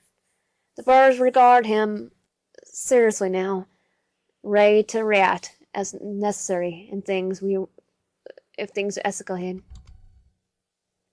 Joe's previously hostility falters at that, and you could tell he's losing the cool, unfazed attitude he had earlier. It's clear that he cares about maintaining appearances within the community, and harassing tourists is not exactly a good look for his business. Joe looks to be weighing his options. Eventually, he sighs in defeat. Fine, but I want the mile of my store. I don't have a problem with strangers, but I won't sell to thieves. Stan takes that as a clearance to leave, carefully scooting around Joe and out behind the counter. Joe doesn't stop him. Yeah, we don't want to buy any of your expensive garbage anyway. Ford lowers his hand from his belt, no longer on edge, now that Joe had been calmed by Hattie's remarks. Perhaps it may be best if not to provoke him any further. I think we ought to leave while we can. For a brief moment, the twin brothers exchange a look, as if checking in with one another that they both gotten what they needed before they'd been caught. Well, the brothers quickly gathered their things. You calmly thanked Hattie as she passed her by on your way out of the store. As he exits the building, Ford's eyes shift over passing locals and covering the first stand as he empties stolen goods onto the small bag Ford had opened in his hands. They move along the street with practiced ease until they're done. This all before many times over. Like they've done this all before many times over. Before the snow was brighter, than ever after the slightly sterile feel of the pharmacy. You feel as though you can breathe easily for the first time in hours, though you hadn't been in that store for that long. After turning a few corners and gaining more distance, Stan sighs and turns around, hands on his hips. All right, that's everything. You can loosen up now, Ford. His friend spares another glance over his shoulder and clears his throat, smothering out the fabric of his bag before pocketing it. That was a close call. The nerve of that guy. What was he gonna do anyway? Call the cops? If I know anything about living in the middle of nowhere, it's the forays aren't exactly reliable. Yeah. just flashbacks of Gravity Falls. Not that they're reliable anywhere, but still. I need to rewatch it. Those cops were funny. You hastily look around for anyone nearby who might be eavesdropping. Maybe we should keep our voices down. Ford nods, hand steady on the strap of his bag, and looks towards the ocean. I concur. Maybe best if we get moving. No need to linger until he changes his mind. Oh, you both worry too much. Can't really see that guy getting all bundled up to come out here and chase us. Excuse me, you're free. A wave of panic crosses the twins' faces. Forget what I said. Scatter! Old woman laughter interrupts the three of you before you can even start running. You spot Hattie marching through the snow, hat bobbing with her movements as she hurries towards you. You four both breathe a sigh of relief as a grinning Stanley sprays open his arms in dramatic welcome. Oh, it's you, our savior. You three sure know how to move when you need to. She hands a bag out in front of her, offering it to you. You forgot your roll of gauze. Both twins looked dumbfounded at Hattie's offer. It was like he'd never gotten a gift before, or at least not in a long time. You didn't have to do that. Stan nudges him. Ford sends him a look before clearing his throat. What I mean is that we appreciate what you did for us. You could have turned our way, and yet you put yourself in harm's way to help us. Hattie laughs at their antics. The sound makes you wonder if she also has siblings. Oh, that Joe is all talk. If he really put up some kind of fight, I hardly think he could have stopped a scrapping man like yourself.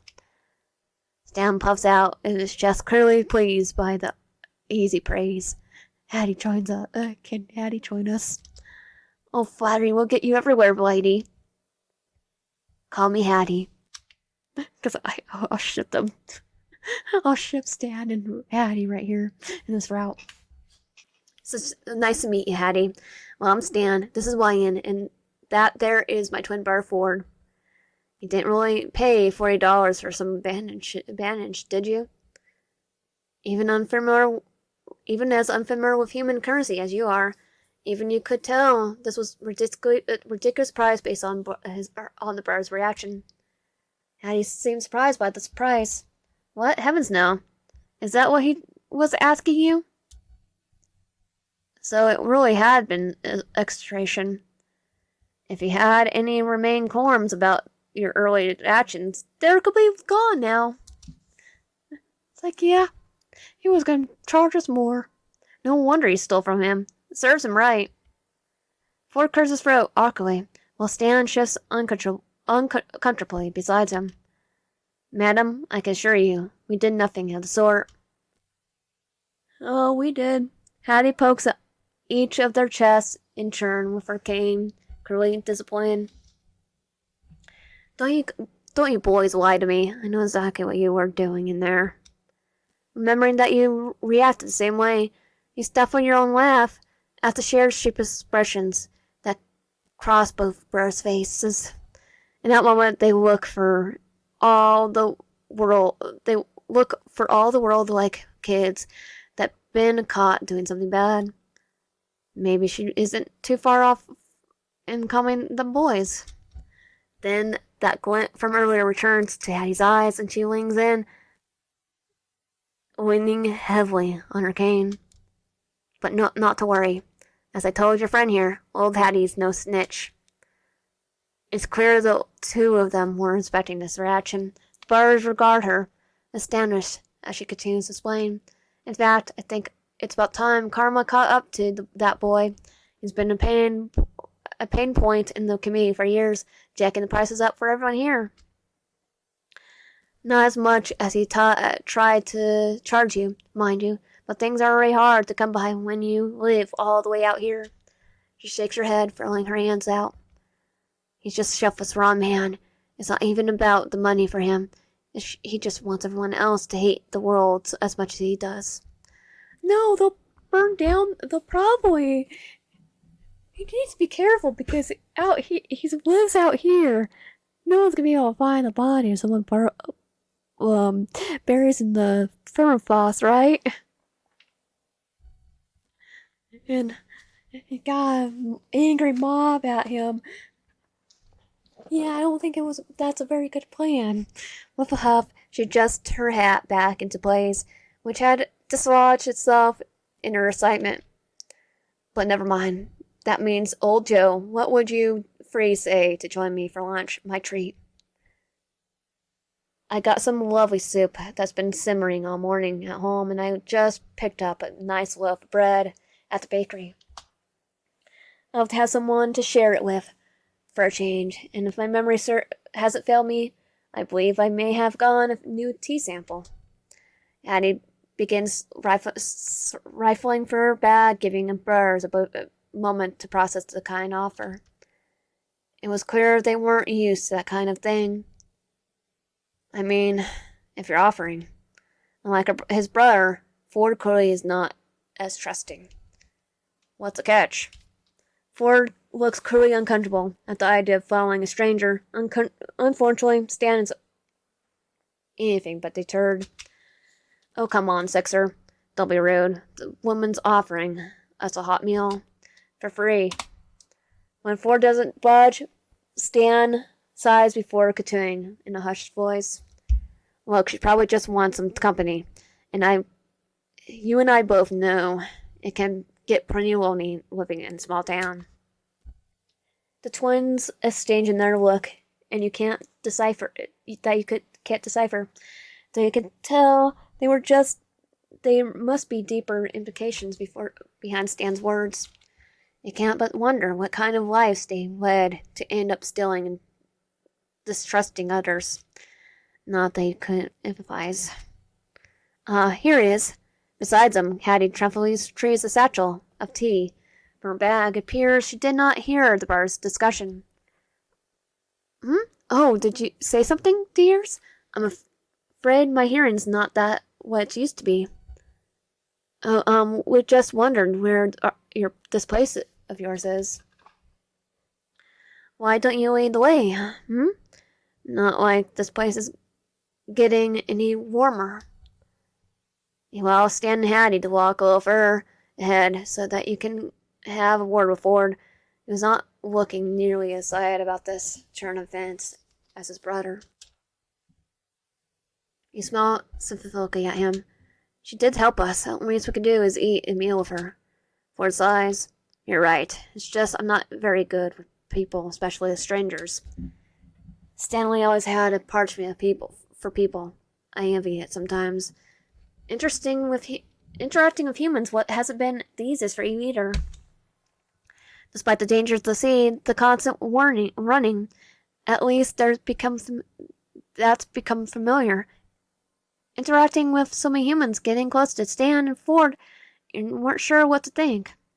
That was risky, what we did back there.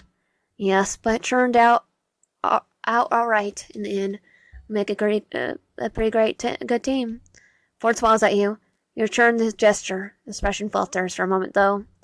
To be fully transparent, when this isn't a common occurrence for us, we don't take pride in resulting to this behavior. Stan might. We only do this when it proves necessary. Remind of your time in the sea. Reminded of the time in your sea.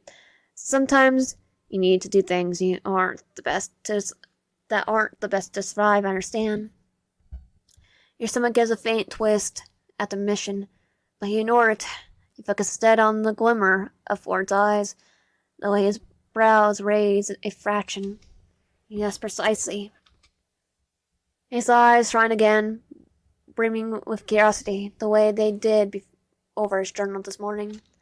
Now they out of the pharmacy's suffocating walls, you could feel the strength of his curiosity returning. Before he opens his mouth to ask what you, no doubt, know to be a barrel of questions regarding the contents behind your response, you nod towards Stan and Hattie up ahead. Stan was pretty eager to steal for us, though, wasn't he? Ford opens his mouth, closes it, and smiles. He chuckles under his breath.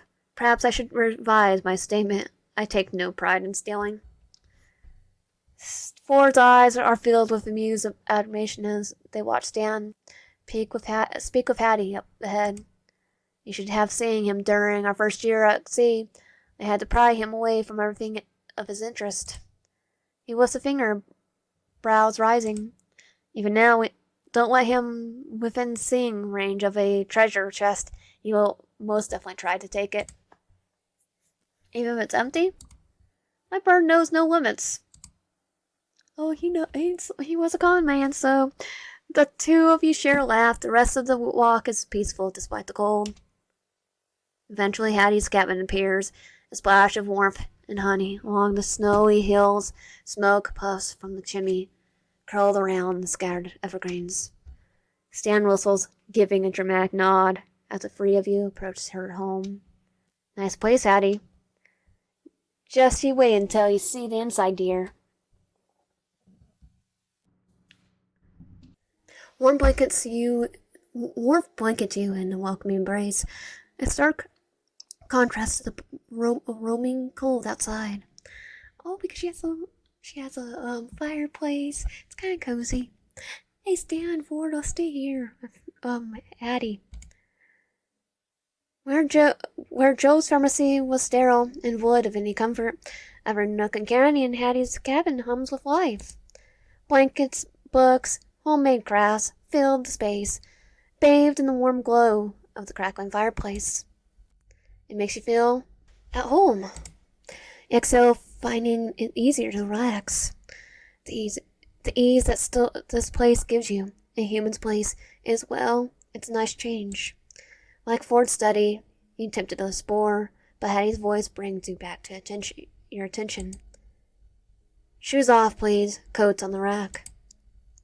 Stan mumbles his praise for Hattie's interior design, while Ford lingers stiffly at the door, his hands behind his back, as he examines their surroundings.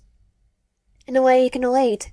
It's hard to let your guard down in someone else's space. But Hattie's gonna make us relax. Make yourself at home. You can use as many blankets as you want by the fireplace. Stan follows Hattie into the kitchen. Their voices quiet the further they go in. So where's the famous soup of yours, Hats? Don't you look too close now. I don't want you figuring out the secret ingredient.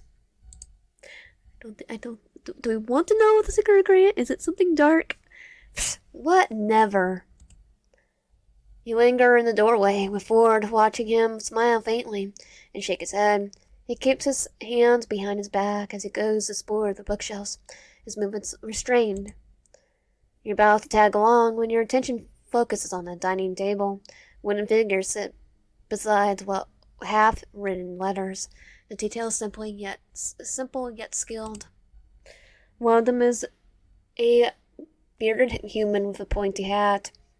The other is still earthed in its wooden block, nestled in the wood shavings. The knife beside it are dusty but sharp. Ford joins your side, peering over your shoulder at the wooden figure as you lift it. Gnome. You turn to him, finding him narrowing his eyes at the figure. You smile, raising a brow at his tone. What? Technically, both of them could tell you stories. I call Maple and Dipper, and they could tell you all about it.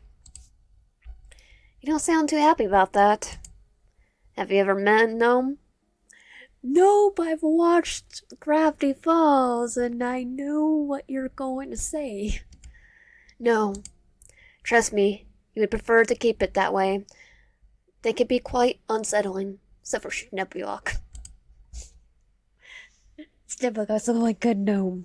He mumbles something about stackable snack fees, as you let the figure back down, but you might be hearing him wrong. Also, try to for marry Maple. Instead of rapping, he nods towards you, his expression twisted in fraction. How's your shoulder? Has it been agitated at all? From the dozen of new sights at the market to the chaos in Joy's pharmacy, you almost forgotten about your energy. It throbs just thinking about it. The wound deep. It still hurts, but it's better. Ford nods stiffly. It's in need of a redressing. I suggest doing them now while I have the moment to rest, but Stanley might chide me for not adhering to the unspoken rules of hospitality. Out in the multiverse, these kind of things aren't the forefront by disgrace. I think Hattie would understand. Human hospitality is quite foreign to you as well. Having lived in the sea all your life, you don't mention that. Instead, you smile at him, raising a brow. Has he tried to do before? Perhaps more than I like to admit. People don't always appreciate when you bleed over their things without asking first. Recall his mention of other planets in the pharmacy, and now something about universes. Are you from here? Oh, he is. You can't but ask, despite your far and few experiences with humans. The twin brothers are unlike anything you experienced. The layers of this man grew increasingly interesting. Ford's brows raise. Oh, well, yes. Though I always struggle to understand certain social scripts. To put it bluntly, I'm sure you relate, being a Nami yourself. I'm a human, but yes, I do. Yeah, we keep lying ourselves.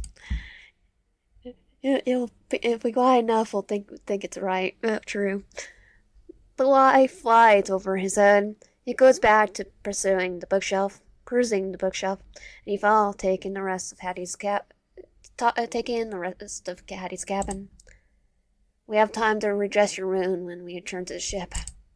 And, if you don't mind, I'd love to ask you some more questions as well.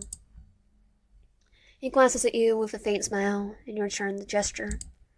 For now, though, he turns his head towards the kitchen where Hattie and Stan are chatting away, Stan holding out one bowl at a time for Hattie to fill with soup.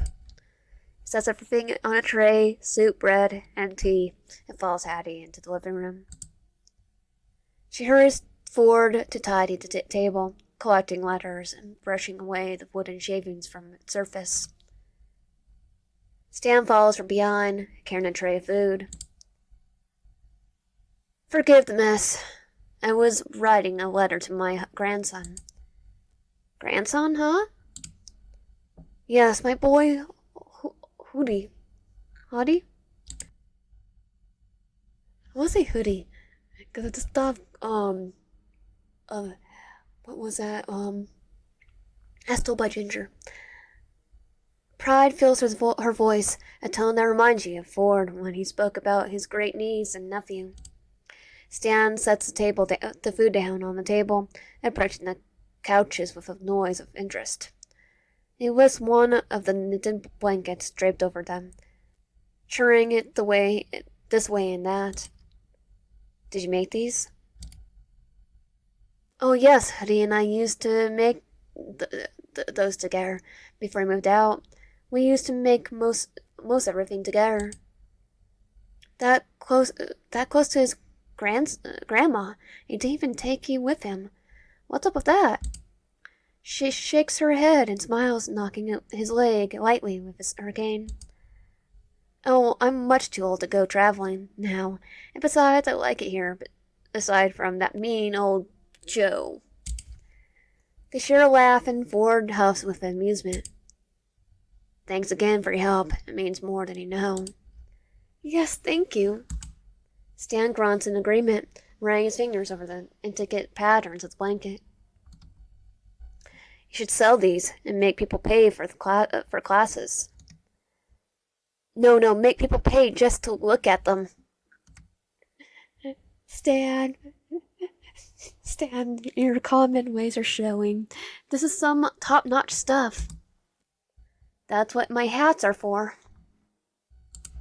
She motions towards one of the cabin walls, which displays only a few of her designs. Stan whistles again, setting a blanket down to admire them. Is that why they call you Hattie? Huh? 'Cause of the hats? Oh, I never thought about that. I think it's just a nickname because maybe her name is actually Harriet. They laugh again, and you head to the table, lingering near Ford. It was right, Stan does have a parchment for people. You can't help but smile watching him chat with Hattie. Then Stan's trying on one of her hats, striking a pose. What do you think? I'm gorgeous, right? He looks, well, it's a look. He still has on his red beanie, the wide brim hat angled on his head. Hattie giggles, swatting at him. Well, it doesn't look right with your shookie still on. Oh, you mean his beanie? I don't know, hats. I must have just started a trend. You should thank me for all the cash you're about to bring in. Move it from Ford and find him, scribbling in his journal, trying to restrain a smile. He leaned in to take a peek. Ford notes your stare, smiles and angles it towards you. There's a beginning of a sketch. Stan sprang out his arms with the hat over his head. Mabel will get a kick out of this. He smiles unbridled. Now his eyes gleaming. Hey, what are you two whispering about over there? Ford closes his journal and strolls away, raising his brows. He folds his hands behind his back easily. Nothing. Stan hums with suspicion, followed Hattie as she joins the rest of you. When he sits down at the head of the table, the rest of you follow suit, the twins beside each other, and you next to Hattie. Why, and tell me right. Play along. You make a noise, shrugging. Maybe not. Stan narrows his eyes at you, pouting. He turns to Ford, finds gaze elsewhere. You were drawing me, weren't you? I better look flattering forward. I have no idea what you mean. Actually, let me see that. Gotta make sure you capture my image right. Stan makes a grabbing motion for his hand, leaning forward. Ford leans away, smirking. What image? You need a new image? You whittle. Hattie shrugs a smile with you and shakes her head.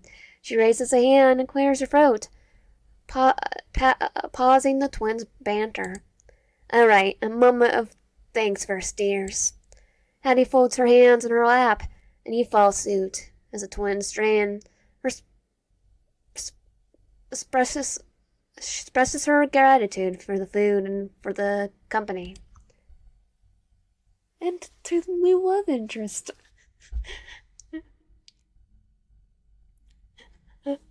Like, I definitely would, if it wasn't Dane somewhere I can date him, I would definitely,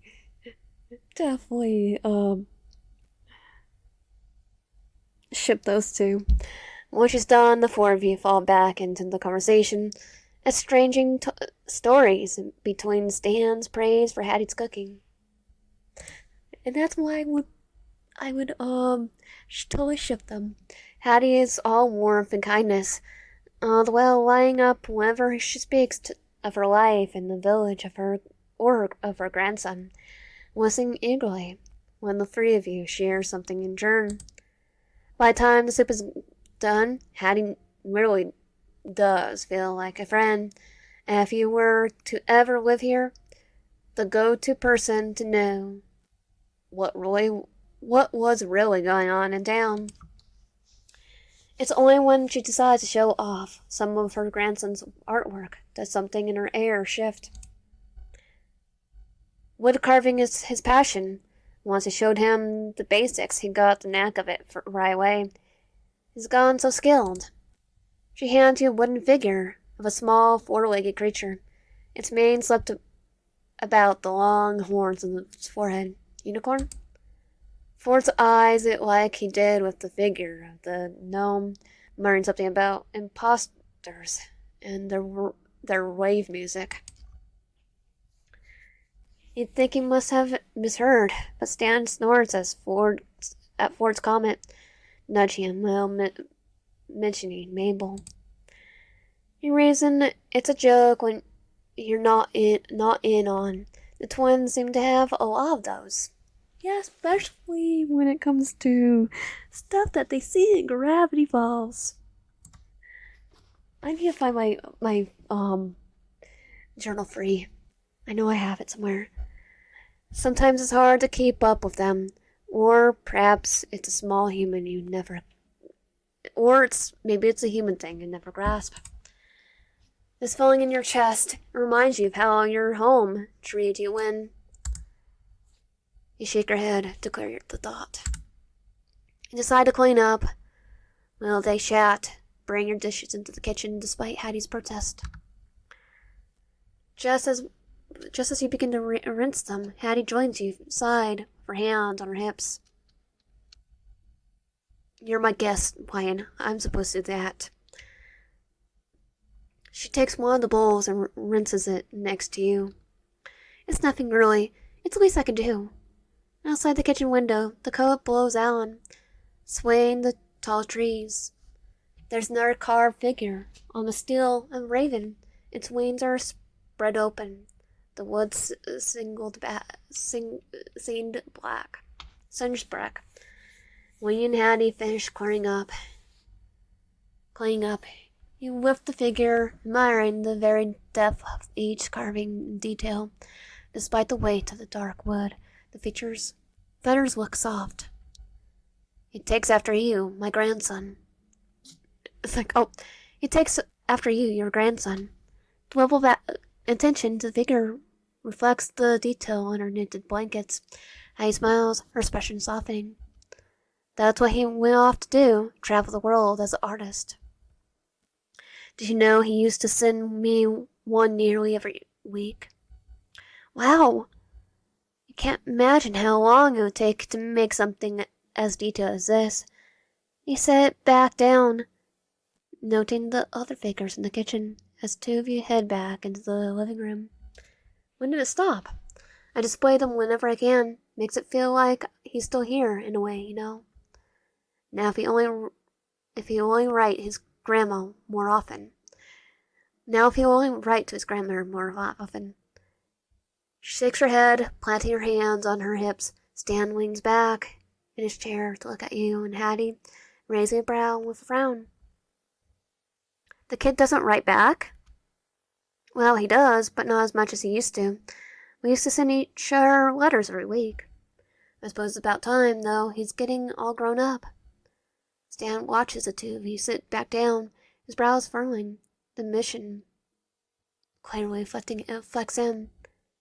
I'm sorry to hear that, Hattie. Family's supposed to check in with each other. That's just how these things go.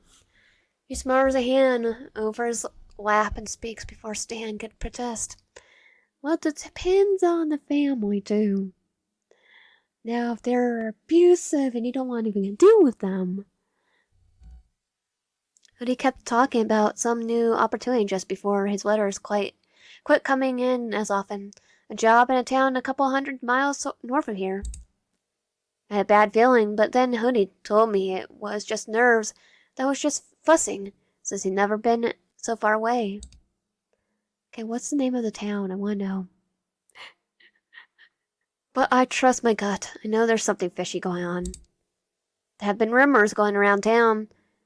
You see, about sailors' minds getting all scrambled, talking about weird fish and saying things they can't exist. I know it's easy to lose yourself out at the sea, even easier if you're on the drink, but then they go missing. Stan and Ford strain, exchanging a look with one another. Unease settles under your skin. That explains the missing persons posters and the things saying missing on them, and the things we heard from other members of the village. You're saying those reports of odd fish came from affected sailors? So you heard of the rumors then? What you might not know is all the sailors went north, just like Hoodie. I'm so worried he got mixed up in whatever got to them too. We need a rescue. What makes you think that? His letters lately, they've been so strange, saying impossible things, just like those sailors. In the last one he sent me, he said you should come visit, Gran. You love it here. The weather's so warm as summer in the south. It'll be good for you. But you went north. That was 3 months ago. In the early spring, I haven't heard from him since. As warm as summer in the south? Wait, didn't you say the town is north of here? That's why it's so strange. Or was it with the opposite direction that just have bad direction skills? And he's like Zorro. Such conditions should be geographically possible. Was he Zorro like Zorro? Honestly. Ford has a sighted gleam in his eyes, but Hattie doesn't notice it. Misinterpreting his comment, she wrings her hands together. But never you mind all that. Would you like some more tea? She rises and Stan nods, holds out a hand, make a noise. Look, Hattie, there's something about us you should know. We aren't really tourists, exactly. I'll be blunt with you. My brother and I are what you might call experts in the field of strange and unusual.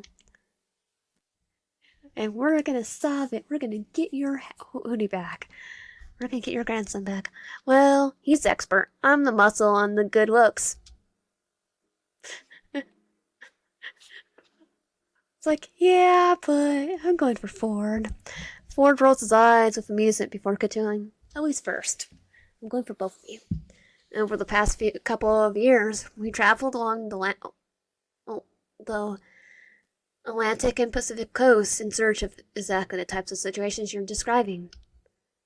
And plus, you guys survived Gravity Falls and Weird Armageddon. If the rumors around town do indeed hold some merit, which I believe they do, would be inclined to look into it. Basically, the whole disappearing sailor thing, it's right up our alley. So if your grandson were involved, Hattie considers him for a moment, then smiles. I just knew you weren't tourist. The response makes both brothers blink, taken back, even you hesitate. Most humans brush aside rumors like these as delusion. Instead, Hattie nods to herself, looking at the three of you. She folds her hands together. I have a favor to ask of you. Now, thank you, I already know I'm going to ask. Get your grandson back. But, will you please find my grandson for me, and just let him know his grandma is worried about him? And there's a catch. Ford is too intrigued about the development to look bothered, though Stan seems more focused on repairing the family's bond. I know it's a lot to ask, and we only just met, but if he's in trouble, I'm willing to pay, if it means no pay. Oh, how much are we talking? Cry, Chopper, no pay. Ford helps Stan's side while clearing his throat. I'm just joking. Les, can you tell us more about this town?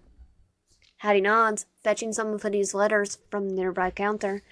She leafs through the worn papers, allowing Ford to look through some of them. It's a town called Anchor.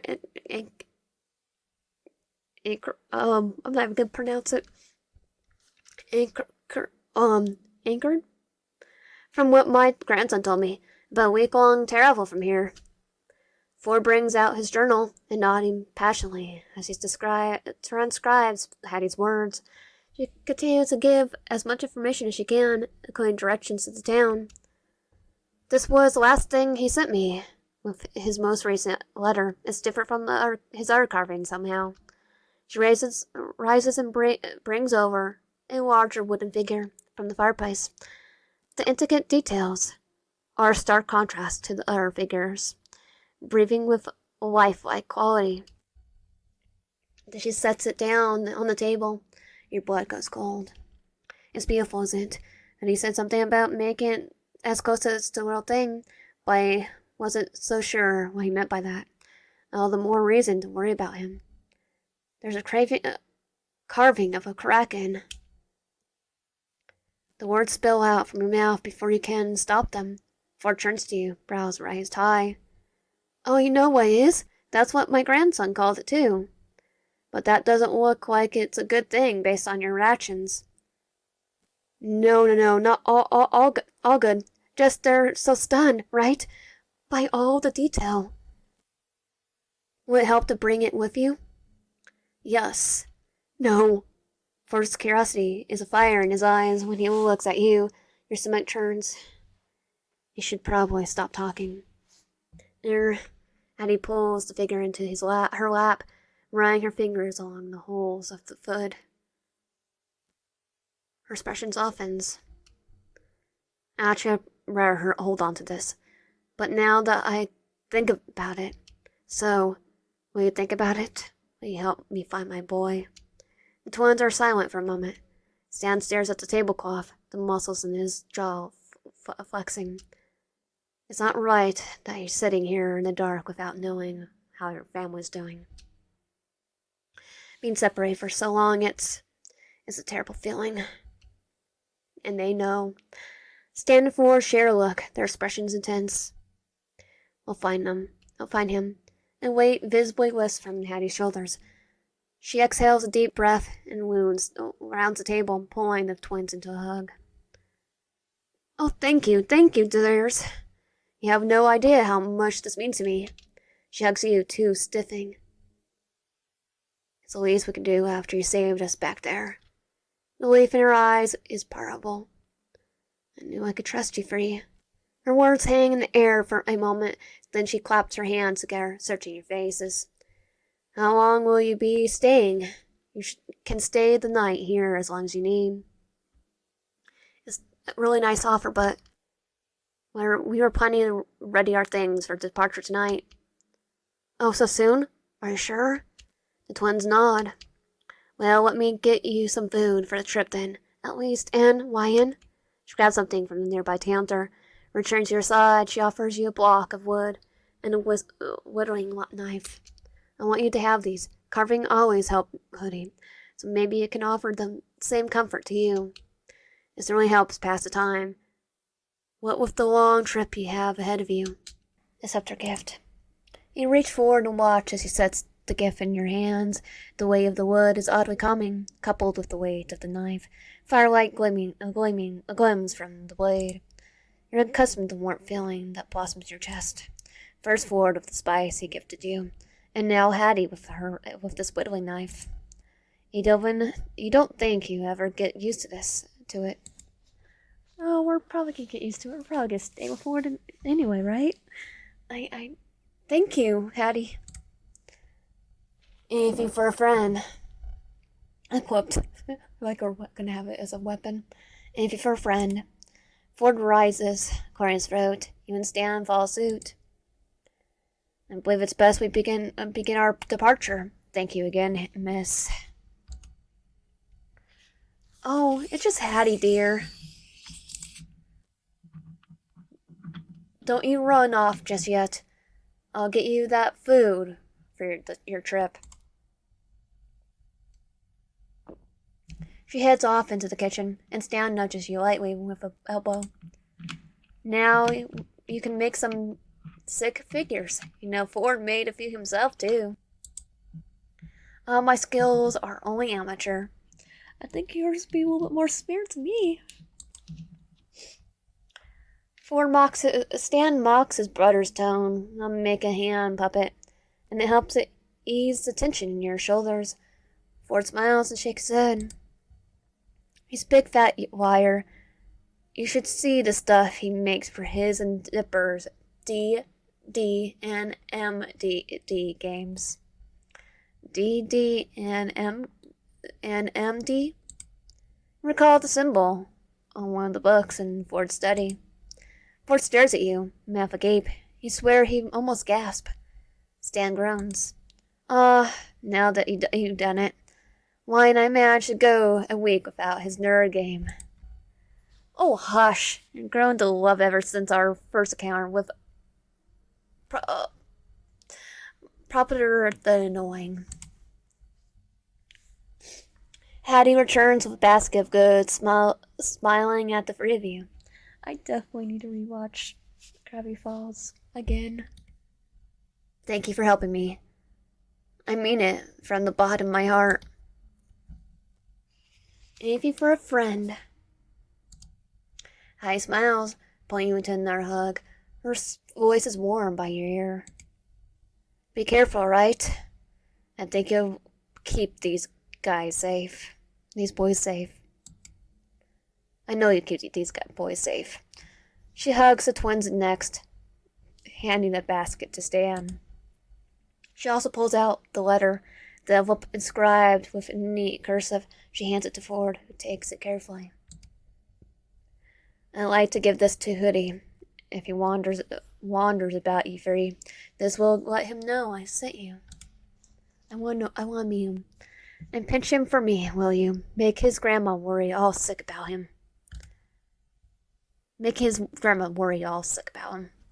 Oh, I got that covered for you, Hats. He'll be riding back to you in no time. You exchange your last round of goodbyes, bundled up in your coats. You take Hattie's gift in your inner pocket. She sees the three of you out as you go, lingering at the doorway and waving goodbye despite the cold. When she's falling out of view, you ghost a hand over your coat. You force centering on the whittling knife. You linger a few paces back and thought while Stan and Ford get you on, their footsteps crunching in the snow. Hattie had been so kind, this warm feeling in your chest from a human. It's unexpected and certainly not unwelcoming. And you can't help but smile when the twins. I want to know what happens if Stan's route. Hey, Earth YN. Though definitely, with how long this one's going, I definitely will have to do his in a later date. And not all at once. You blink, looking over at Stan and Ford, staring at you. I was gonna ask if you're, alright with the whole thing. I mean, Sixer and I are gonna help Patty out, no question. There are kind of things we're searching for. As we mentioned, it would be wise if you stayed with us until you recovered, just as we're sure nothing goes away with your condition. But you don't gotta investigate with us if you don't want to. I'll investigate. Never went into the whole Nami thing, so we're just wanting to make sure you didn't feel like we're dragging you along. As a Nami herself, I expect she has a little little issue. Ford, you can't but smile. You don't even try to correct Ford this time. These two, the more time you spend with them, the more interested you become. You're always treading carefully around humans, but with your own few experiences and the stories from your people, but around Stan and Ford, it's all easier. And besides, you want to stay. It's like, I can't read that other one. You want to stay. You don't have to worry. I like to help. See Stanley? Sure, she would be fine. It's called common courtesy, Sixer. You would be surprised at how uncommon that notion actually is. Oh, here he goes again. And there they go, bickering again, just as they did the morning on the dock. You match their pace as they walk, listening to their conversation as you brace yourself against the cold. After a while, Stan War 2 comes into view, swaying idly in the docks. It's odd how these two humans made your experiences in a human village pleasant, and you hope the next one will be the same. As for the journey that awaits the three of you, whatever mysteries lie ahead, you look forward to them.